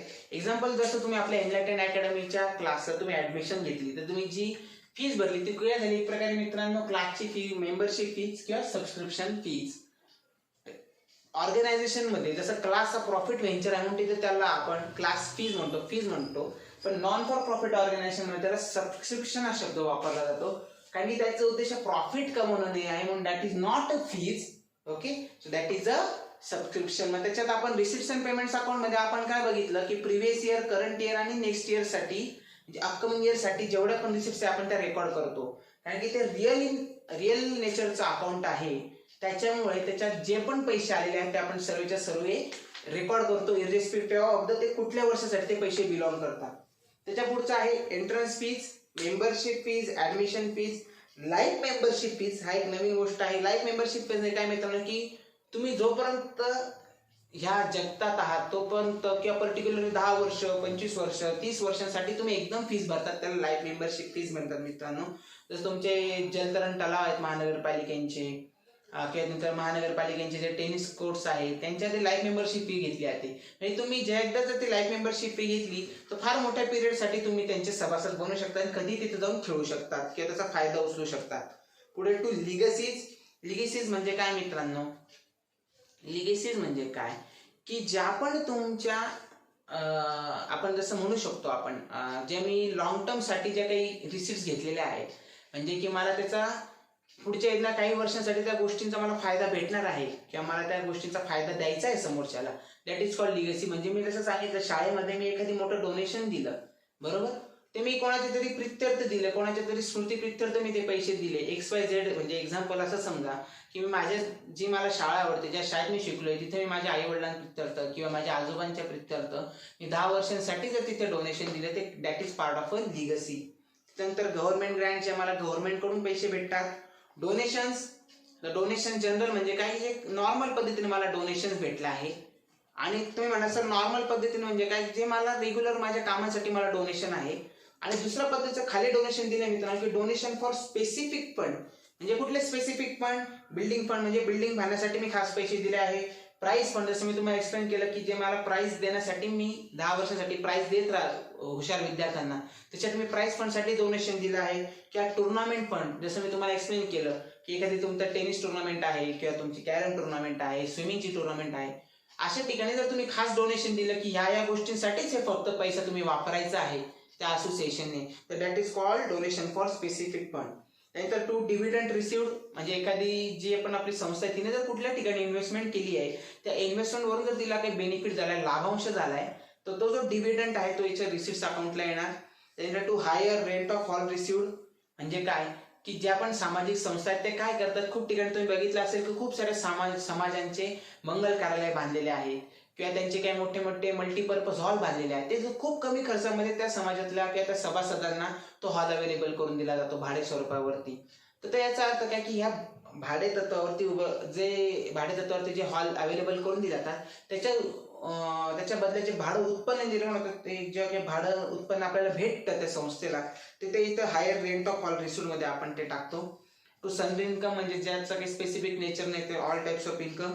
Sale of old materials, sale of old newspaper, scrap, हे तर आपल्याला ऑलरेडी आपण 11वी-12वीत शिकलोय की तुमचे कुठे जुने मटेरियल असेल किंवा न्यूजपेपर स्क्रॅप म्हणजे रद्दी इन्कम आहे आपलं, जे आपण तिथं 11वीत शिकलो होतो मिसलेनियस इन्कम मध्ये. तर त्या केसमध्ये जे आपण तुम्हाला जर आठवत असेल डबल कॉलमर कॅशबुक मध्ये किंवा अॅनालिटिकल पेटी कॅशबुक मध्ये आपले जे रिसिट्स होते, जे आपण लिहायचो सेल ऑफ ओल्ड न्यूजपेपर्स, तर ह्या पद्धतीचे जे आपण आहे तर ते आपण sale of old material, old newspaper, scrap आपण रिसिट्स लिहित आहे. त्यानंतर मिसलेनियस रिसिट्स, टुर्नामेंट रिसिट, ज्या पर्टिक्युलरली स्पोर्ट्स क्लब असतील त्यांच्या ज्या काही टुर्नामेंटच्या रिसिट्स असतील, एखादी त्यांनी मोठा एखादी कप भरला क्रिकेटचा, त्याच्यासाठी जे स्पेसिफिक रिसिट आल्या त्या टुर्नामेंट रिसिट झाल्या. क्रिकेट फीज असो, tuition fees, term fees, collection of fine, locker rent, exam fees, असे विविध पद्धतीचे सोर्सेस आहेत ज्याच्या थ्रू ते उत्पन्न कमवू शकते. आता एक्झाम्पल आपण असं समजूया की आपण जलतरण तलाव घेऊया. तर एखादी आपण जलतरण तलाव जर तुम्ही कधी व्हिजिट केली मित्रांनो, तिथे स्विमिंगचे कॉस्ट्यूम आपल्याला रेंटवरती भेटतात, त्यांचे स्वतःचे लॉकर्स असतात जिथे तुम्ही तुमचं मटेरियल ठेवू शकतात किंवा त्याच्यानंतर तुम्ही त्यांचे ट्रेनिंग सेशन अटेंड करू शकतात. प्रोफेशनल पद्धतीने त्यांचा जो नॉर्मल पूल आणि प्रोफेशनल पूल असतो त्याच्यासाठी तुम्हाला वेगळे पैसे द्यावे लागतात, की त्याचे तुम्ही तिथे जे होणार टुर्नामेंट त्याच्यात पार्टिसिपेट करू शकता. तर एका जलतरण तलावामध्ये जर एवढ्या गोष्टी होत असतील तर विविध प्रकारचे फीस पण ते कलेक्ट करत असतील, तर त्याच्यातून तुम्ही लक्षात घेऊ शकता की विविध टाइप्स ऑफ फीज किंवा रिसिट्स आपण या रिसिट साईडला रेकॉर्ड केलेला आहे. आता आपण तिथं पेमेंट साईड आहे ना क्रेडिटला, लक्षात घ्या मित्रांनो, तिथे चुकून रिसिट्स म्हणून प्रिंट झालेला आहे, पण त्या रिसिट नसून ते आपल्या क्रेडिट साईडला त्याला पेमेंट कन्सिडर करायचं आहे. तर त्याच्यात काय काय येतं मित्रांनो, तो ओपनिंग मध्ये to balance brought down bank overdraft. But obvious मित्रांनो, बँक ओव्हरड्राफ्ट म्हणजे आपलं लोन आहे, लोनला क्रेडिट बॅलन्स असतो म्हणून तो आपण क्रेडिटच्या ओपनिंग लोनचा जो पण बँक ओव्हरड्राफ्टचा ओपनिंग बॅलन्स आहे तो आपण क्रेडिटला लिहिला.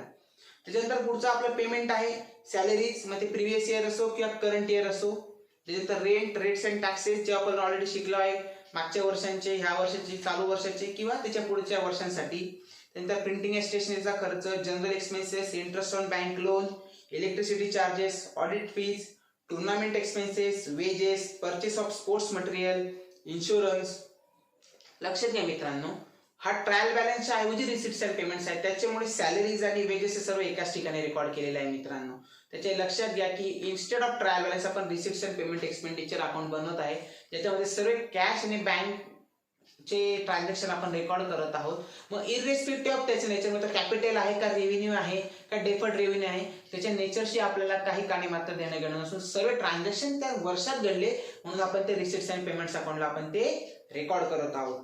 त्याच्यानंतर पुढचं tournament expenses, wages, purchase of sports material, insurance, telephone mobile expenses, bank charges, postage, conveyance, expenses for annual function, fix deposit, purchase of fix asset books, furniture, building, investment. लक्षात घ्या मित्रांनो, नुसतं रेव्हेन्यू नाही तर डेफर्ड रेव्हेन्यू आणि fix expenses म्हणजे fix ॲसेटसाठी म्हणजे कॅपिटल नेचरचे सुद्धा एक्सपेन्सेस याच्यात रेकॉर्ड केलेले आहेत. न्यूजपेपर्स, ऑफिस एक्सपेन्सेस, रिपेअर आणि सर्वात शेवटी by balance carried down cash in hand किंवा कॅश ॲट बँक. ज्या मध्ये बँकेचे नाव दिले असेल तिथे आपलं बँक लिहायचे, जिथं कुठे नाव दिलं असेल तिथे आपलं कॅश ॲट बँक कन्सिडर करायचं आहे. तर याच्यावर तुमच्या ओव्हरऑल लक्षात आलं असेल मित्रांनो की receipts and payments account it is very much similar to trial balance. याच्यात फक्त सबस्क्रिप्शन आणि जे प्रिव्हियस इयर, करंट इयर आणि नेक्स्ट इयर साठी ज्या गोष्टी ह्या थोडा तुम्हाला कन्फ्युज करू शकतात मित्रांनो. पण जसंच आपण पुढे सरकत जाऊ, जसेच आपण जास्तीत जास्त सम सॉल्व्ह करत जाऊ त्याच्याने हे कन्फ्युजन आपलं नक्की दूर होणार मित्रांनो. आता पण त्या फॉरवर्ड सुद्धा जर तुम्हाला काही गोष्ट कळली नसेल तर तुम्ही मला बिंदास पद्धतीने विचारू शकता, कॉल करू शकता, व्हॉट्सअप करू शकता, मेसेज करू शकता का युट्यूबला तुम्ही कमेंट सेक्शन मध्ये येऊ शकता. सो आय होप मित्रांनो, मी आता पाणी पिण्यासाठी 1 मिनिटाचा ब्रेक घेत आहे. जर तुमच्या काही क्युरी असतील तर तुम्ही परत एकदा स्टार्ट पासून आतापर्यंत तुमच्या गोष्टी एकदा रिव्ह्यू करून घ्या. ज्या काही गोष्टी तुम्हाला कळल्या नसतील तर तुम्ही मला नक्की रिपोर्ट करा.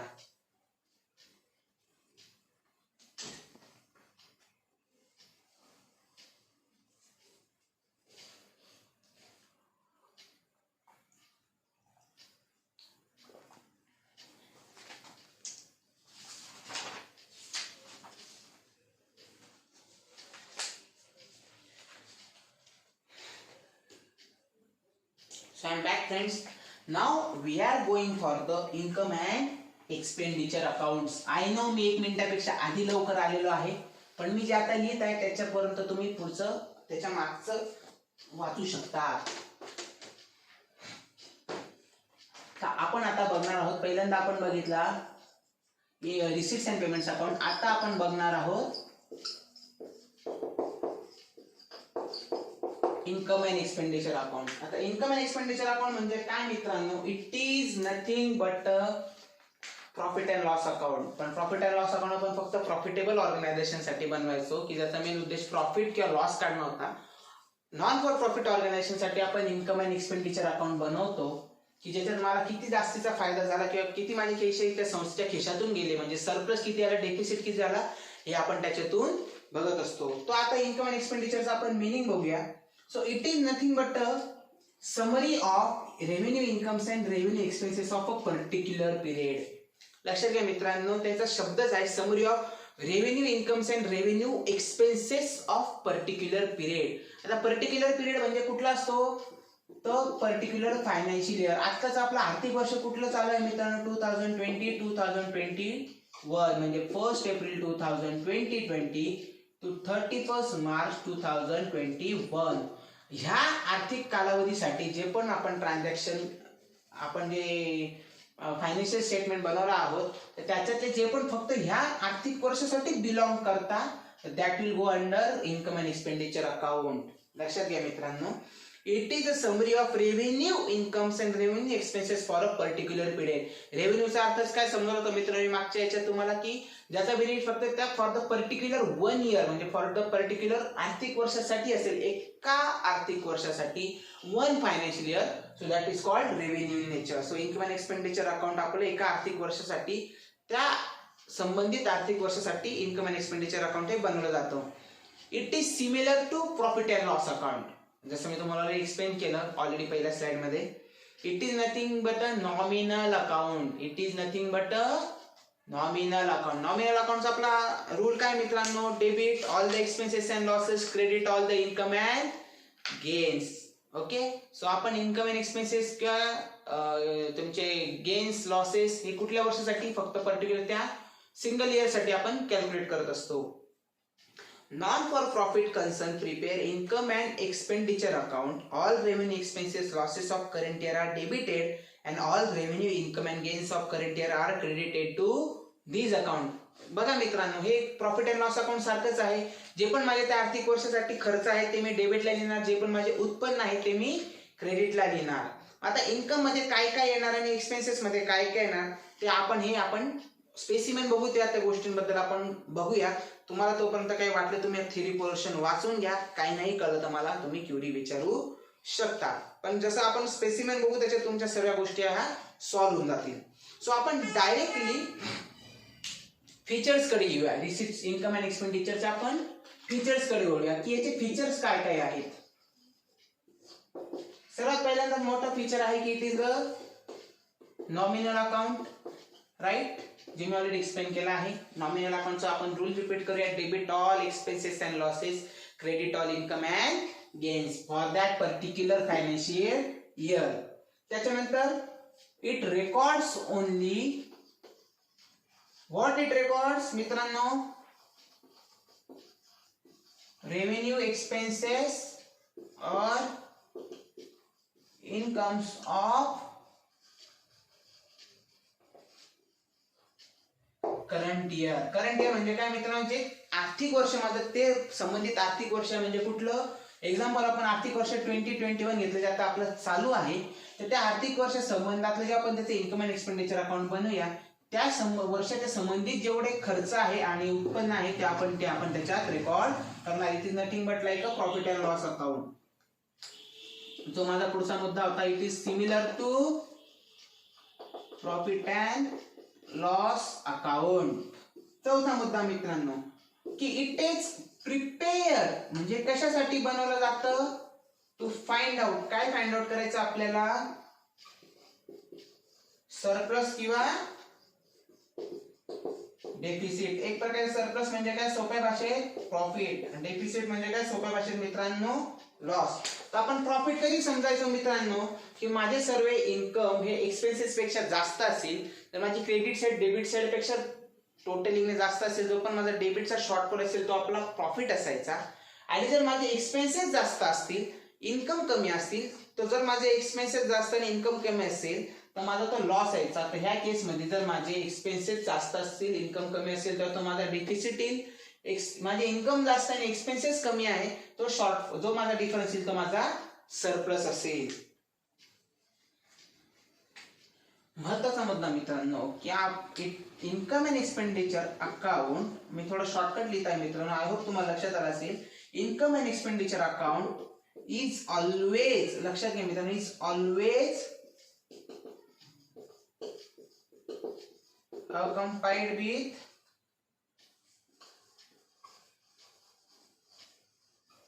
Balance sheet. लक्षात घ्या मित्रांनो, इन्कम अँड एक्सपेंडिचर हे ऑलवेज बॅलन्स शीट सोबत प्रेझेंट केलं जातं. की यात इन्कम अँड एक्सपेंडिचरच्या ज्या पण गोष्टी आहेत तुमच्या कंपल्सरी विथ बॅलन्स शीटच हे प्रिपेअर केलं जातं. याचं कारण असं आहे मित्रांनो, एक सोप्या भाषेत असं तुम्हाला सांगतो की जे पण तुम्ही ट्रेडिंग अकाउंट मध्ये प्रॉफिटेबल ऑर्गनायझेशन मध्ये शिकले आहात की आपण काय काय केसेस तुम्ही 11वीला किंवा 12वीला सम सॉल्व्ह केली की फक्त ट्रेडिंग अकाउंट आणि प्रॉफिट अँड लॉस अकाउंट बनवा, बॅलन्स शीट प्रिपेअर करू नका. पण ह्या केसेसमध्ये बॅलन्स शीट खूप महत्वाचं आहे, कारण की सोसायटीसाठी किंवा सभासदांसाठी खूप लार्ज नंबर ऑफ लोक एकत्र येऊन ही संस्था बनवली जाते. त्या केसमध्ये जसं मला किती सरप्लस आणि डेफिसिट आहे, सोबत माझी किती नेटवर्थ आहे जाणणं मला दरवेळेस गरजेचं असतं. It is always accompanied with balance sheet, की माझे किती उत्पन्नाचे स्त्रोत आहे, मी कुठल्या कुठल्या ठिकाणी खर्च केले आहे आणि माझ्याकडे कुठल्या कुठल्या गोष्टींचं माझ्याकडे ऍसेट्स आहे, लायबिलिटीज आहे, या सर्व गोष्टी मला माहिती करणं फार गरजेचं आहे. जे ऑलरेडी आपण स्टार्टिंगला थेरी चॅप्टरच्या स्टार्टिंगलाच आपण ऑलरेडी फीचर्स मध्ये आणि इम्पॉर्टन्स मध्ये शिकलो. So income and expenditure account is always accompanied with balance sheet. सहावा आहे it has no opening balance. But obvious मित्रांनो it is revenue in nature, बरोबर. नॉमिनल अकाउंट आहे माझं, त्याचा कधी ओपनिंग बॅलन्सेस येतील का, नाही, राईट. मला काय, कारण की तुम्ही फक्त त्या पर्टिक्युलर आर्थिक वर्षासाठी माझा किती सरप्लस आहे किंवा किती डेफिसिट आहे, म्हणजे किती प्रॉफिट येऊ शकतो किंवा किती लॉस मला झालेला आहे कॅल्क्युलेट करण्यासाठी आपण ते बनवत असतो. आणि त्याच्यामध्ये आपण फक्त क्लोजिंग बॅलन्सेस किंवा त्यांच्या टोटल्स आपण इथे रिसिट अँड पेमेंट्स आपण वरून इथे पोस्ट करत असतो.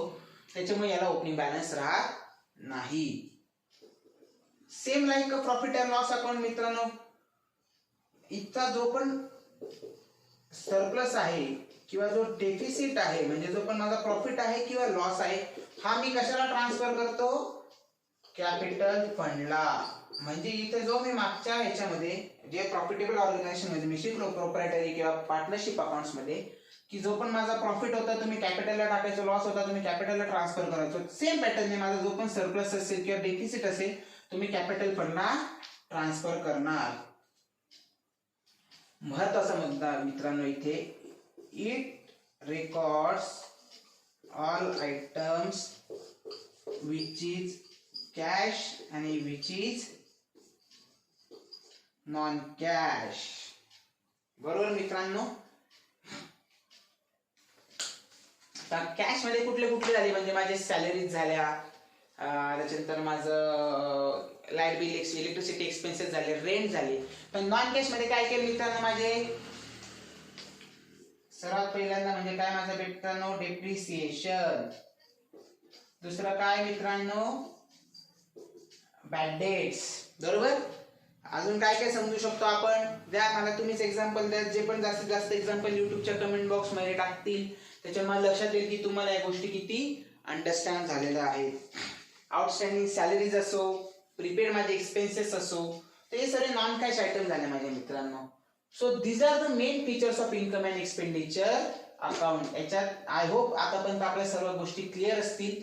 जर काही गोष्टी तुम्हाला, जर माझा स्पीड जास्त असेल तर सुद्धा तुम्ही मला कळवू शकता की सर काही गोष्टी मला कळलेल्या नाहीत. डोंट वरी मित्रांनो, त्या सर्व गोष्टी तुम्हाला परत मी एक्सप्लेन करेन. सो त्याच्या पुढच्या पेजवर आहे मित्रांनो, पेज नंबर 70 वरती इन्कम अँड एक्सपेंडिचर अकाउंटचा आपल्याला फॉर्मॅट दिलेला आहे. तो late start with the format directly.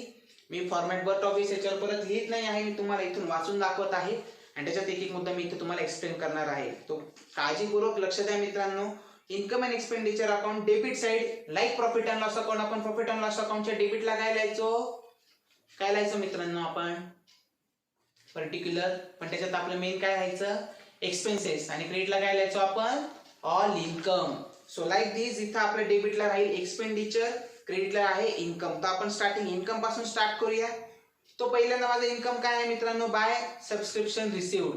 म्हणजे माझे जेवढे पण सबस्क्रिप्शन रिसिप्शन पेमेंट अकाउंटला आलेले आहेत ते मी इथं घेणार. आणि त्याच्यात काय काय लेस केलं मित्रांनो, received for last year, received for next year. लक्षात घ्या मित्रांनो, इन्कम अँड एक्सपेंडिचर अकाउंटचा माझा पर्पज काय आहे, for that financial year, only for one financial year.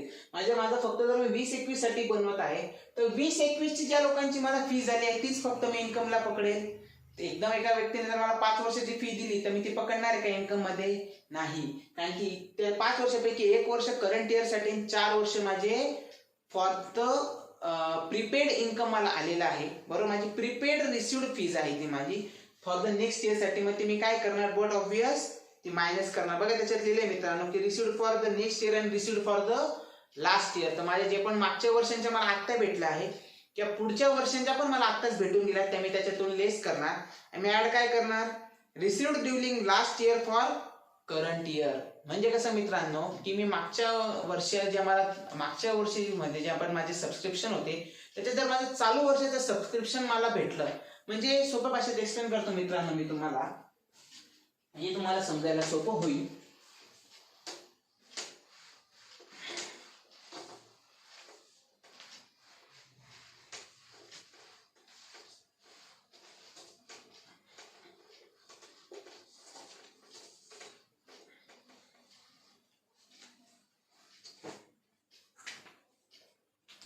मी इथं 2 वर्ष लिहितो मित्रांनो.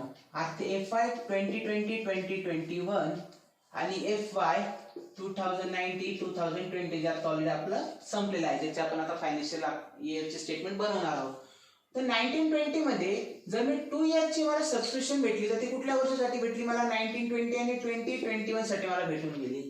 जेव्हा मी 2021चे इन्कम अँड एक्सपेंडिचर अकाउंट बनवणार आहे त्या केसमध्ये माझं खरं ह्या वर्षाचं सबस्क्रिप्शन जे आहे ते मला कधी भेटलं होतं, ऍक्च्युली ते मला ह्या वर्षात भेटून गेलेलं होतं. पण मी त्या वर्षात रेकॉर्ड करताना काय लिहिलं, advance received, advance subscription fees म्हणून मी ते पोस्ट केलं. आणि माझं ते इन्कम मी कशात पार्क केलं, लायबिलिटी मध्ये पार्क करून दिलं. बॅलन्स शीट बघताना तुमच्या ती गोष्ट लक्षात येऊन जाईल की मला आर्थिक वर्ष 19-20 मध्ये 20-21 चे सुद्धा पैसे भेटून गेले जे माझे त्या वर्षासाठी बंधनकारक नव्हते. तर ती माझी काय झाली मित्रांनो, लायबिलिटी झाली. बरोबर. त्याची लायबिलिटी झाली तर मी काय केलं ते ऍडव्हान्स रिसिव्ड मध्ये म्हणजे 19-20 जर आपण बॅलन्स शीट बघितलं तर रिसिव्ड फॉर नेक्स्ट इयर म्हणून मी ते सबस्क्रिप्शन मधून मायनस केलं.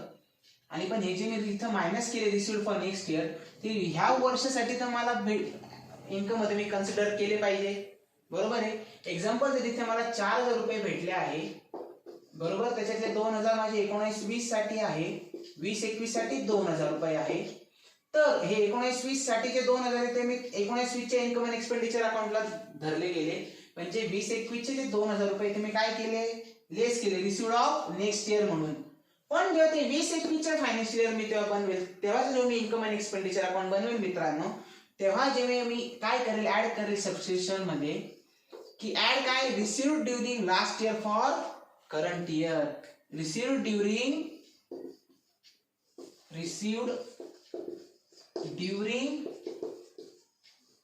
लास्ट इयर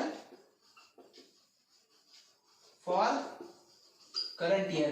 म्हणजे माझं 19-20 मध्येच 20-21 चे पैसे भेटून गेले होते, म्हणून मी 20-21 अकाउंट बनवताना मी जे लायबिलिटीला 19-20 च्या बॅलन्स शीटच्या लायबिलिटीला मी जे 2,000 पार्क करून ठेवले होते, 2,000 लिहून ठेवले ते मी 20-21 च्या इन्कम अँड एक्सपेंडिचर अकाउंटला पोस्ट करेल आणि ते मी सबस्क्रिप्शन मध्ये ऍड करेल. आय होप मित्रांनो तुम्हाला ही गोष्ट कळली असेल. जर नसेल कळली, थोडं समजायला तुम्हाला मे बी कठीण जाऊ शकतं, बट डोंट वरी, जसे जसे आपण सम सॉल्व्ह करत जाऊ त्या पद्धतीने तुमच्या लक्षात येईल. मी परत एकदा सोप्या भाषेत एक्सप्लेन करतो क्लासच्या फी, ज्याच्यावर तुमच्या लक्षात येईल की तुम्ही मला 11वी 12वी आणि सीए ची फी मला दिली. 11वी तुमची होती 2019-20, 12वी आहे तुमची 20-21 आणि सीए ची पहिली एक्झाम आहे तुमची 21-22 ला. बरोबर. इथे तुमचे 4,000 आणि 10,000 होते मित्रांनो. जर तुम्ही 2019-20 ला जर मला पूर्ण 18,000 देऊन टाकले, तुम्ही त्या वर्षीचे इन्कम अँड एक्सपेंडिचर अकाउंट बनवताना सबस्क्रिप्शन 18,000 देणार, त्याच्यातून रिसिव्ड फॉर नेक्स्ट इयर मध्ये किती देणार मित्रांनो, 14,000, 10+4, तर माझं त्या वर्षाचं सबस्क्रिप्शन किती आलं, 4,000 रुपये, जे मी इथं ऑलरेडी लिहिलं आहे. जेव्हा मी 20-21 मध्ये जर तुम्ही मला 18,000 दिले मित्रांनो, तर मी काय करणार, जे माझं प्रिव्हियस इयरचे होते, बरोबर, म्हणजे मला जर इथं 18,000 भेटले तर मी इन्कम अँड एक्सपेंडिचर अकाउंट फक्त करंट इयर साठी बनवतोय 20-21 साठी, तर 18,000 मध्ये मी मागच्या वर्षाचे 4,000 मायनस करणार, म्हणजे जे 19-20 चे आहे, 21-22 चे 10,000 मी मायनस करणार आणि इथे किती लिहिणार, फक्त 4,000. बरोबर मित्रांनो. आणि जेव्हा मी तुम्ही 21-22 मध्ये जेव्हा मी इन्कम अँड एक्सपेंडिचर अकाउंट बनवणार आहे, बरोबर, तेव्हा मला तुम्ही पैसे दिले नाही, सर्व पैसे तुम्ही मला ऑलरेडी 20-21 मध्ये देऊन टाकले. एक्झाम्पल 18,000 रुपये. तर मी काय करणार मित्रांनो, माझ्याकडे आता तर पैसे भेटलेच नाही या वर्षामध्ये, तर मी सबस्क्रिप्शनच्या कॉलम मध्ये जो ऍड लिहिला आहे received during last year for current year, म्हणजे जे माझे 20-21 मध्ये जेव्हा तुम्ही मला 18,000 दिले, तर 10,000 कुठले होते मित्रांनो, 21-22 साठी होते. ते 21-22 मध्ये मी हे 10,000 आता ऍड करणार, कारण की मी 20-21 मधून ते मायनस केले आणि 21-22 मध्ये मी ते आता ऍड करणार. ओके. जर ही गोष्ट तुम्हाला कळली नसेल मित्रांनो, तो काळजी करू नका. जसे जसे आपण सम सॉल्व्ह करत जाऊ तसे तशा गोष्टी तुमच्या जास्त क्लिअर होत जातील. तर आपण ऍड काय करणार, आउटस्टँडिंग फॉर करंट इयर. जसं आपण आउटस्टँडिंग इन्कम ऍड करायचो की आउटस्टँडिंग आपले जे पण एक्सपेन्स होते, आपण एक्सपेन्सेस मायनस करायचो आणि आउटस्टँडिंग इन्कम हे ऍड करायचो. आउटस्टँडिंग काय ऍड करायचो की for that particular financial year ते मला उत्पन्न भले हाताने भेटलं, पण ते उत्पन्न माझं ह्या पर्टिक्युलर फायनान्शियल इयर साठी बिलॉंग करतं. जर मी माझं स्वतःचं 11वीचं तुम्हाला शिकवलं, आर्थिक वर्ष 19-20 जर माझं इन्कम अँड एक्सपेंडिचर अकाउंट बनवलं मित्रांनो, भले मला तुमच्या सर्वांकडून फीस भेटली नसेल, तर मी काय करतो, actual received fees plus outstanding income, म्हणजे ज्या वर्षीची म्हणजे 11वीची जेवढी फी बनते ती मी आउटस्टँडिंग म्हणून दाखवून देतो, माझं उत्पन्न वाढवतो. त्याच पद्धतीने आउटस्टँडिंग फॉर करंट इयरची फीस मला या वर्षीची भेटलेली नाही आहे, पण ती सुद्धा मी ती ऍड करतो का, आणि ऍसेटला दाखवतो बॅलन्स शीटच्या साईडला का, की पैसे मला अजून भेटायचे आहे, पण ते कुठल्या वर्षासाठी आहे, करंट फायनान्शियल इयर साठी आहे, म्हणून मी ते इन्कम मध्ये रेकॉर्ड करत आहे. पुढचं आहे by rent received, by interest received, by dividend received. तुम्ही म्हणा मित्रांनो की सर तुम्ही इथं स्टार्टिंगला सांगितलं की डिव्हिडंड मला इथं अलाउड नाही आहे, तर हा डिव्हिडंड कुठला आहे मित्रांनो, की जी पण माझी संस्था आहे तिने ज्याच्यात इन्व्हेस्टमेंट केली आहे त्याच्यावरती जो संस्थेला लाभांश भेटला, जो संस्थेला डिव्हिडंड भेटला तो डिव्हिडंड आहे, ना की त्याच्या मेंबरला त्याने दिलेला डिव्हिडंड. आलं लक्षात मित्रांनो. पुढचं गव्हर्नमेंट ग्रँट्स, ग्राउंड रेंट असो, त्याच्या कुठल्या पद्धतीचं भाडं असू शकतं, माझी सामाजिक संस्था, माझं स्वतःचं हॉल आहे, त्याचं काय माझं भाडं आहे जे मला भेटलेलं आहे त्या पद्धतीचं. Sundry receipt, entrance receipt revenue, entrance fees revenue. Revenue याचा अर्थ काय होतो मित्रांनो, फक्त त्या आर्थिक वर्षासाठी ती गोष्ट आहे म्हणून. पुढचं admission fees, donations, profit on sale of asset by deficit, expense of expenditure over income. त्याच्यात तुमच्या लक्षात आलं मित्रांनो, it is similar like profit and loss account. जेवढे पण माझे एक्सपेन्स होते इन्कम होते ते मी याच्यात दाखवले क्रेडिट साईडला, आणि सर्वात शेवटी काय लिहिले मी, डेफिसिट. म्हणजे काय की जर माझं एक्सपेन्सेस जास्त आणि उत्पन्न कमी तर मी डेफिसिट क्रेडिट साईडला लिहितो बॅलन्स करण्यासाठी. आता आपण एक्सपेंडिचर साईड लिहूया. टू सॅलरीज पेड, कुठल्या लिस्ट आपण paid for last year, paid for next year, आणि add outstanding, add prepaid for last year. Same पद्धतीने मित्रांनो, जेवढा मी रिसिट आणि पेमेंट वरून जेवढे मी वर्षभरात सॅलरी दिल्या ते मी फिगर लिहिली, त्याच्यात तुम्ही काय काय मायनस केलं. जे मी मागच्या वर्षांच्या सॅलरी ह्या वर्षी दिल्या तुम्ही मायनस केला, कारण की त्या ह्या वर्षासाठी बिलॉंग करत नाही. जे मी पुढच्या वर्षाच्या ऍडव्हान्स मध्ये दिला ते पण ह्या वर्षासाठी बिलॉंग करते म्हणून ते लेस केल्या. आणि आउटस्टँडिंग म्हणजे ज्या ह्या वर्षाची होती पण मी ती देऊ शकलो नाही म्हणून ती मी ऍड केली. आणि ज्या पद्धतीचे मागच्या वर्षाची सॅलरी मी देऊन टाकली होती पण ती ह्या वर्षासाठी होती म्हणून ती परत ह्या वर्षाच्या अकाउंटला ऍड केली.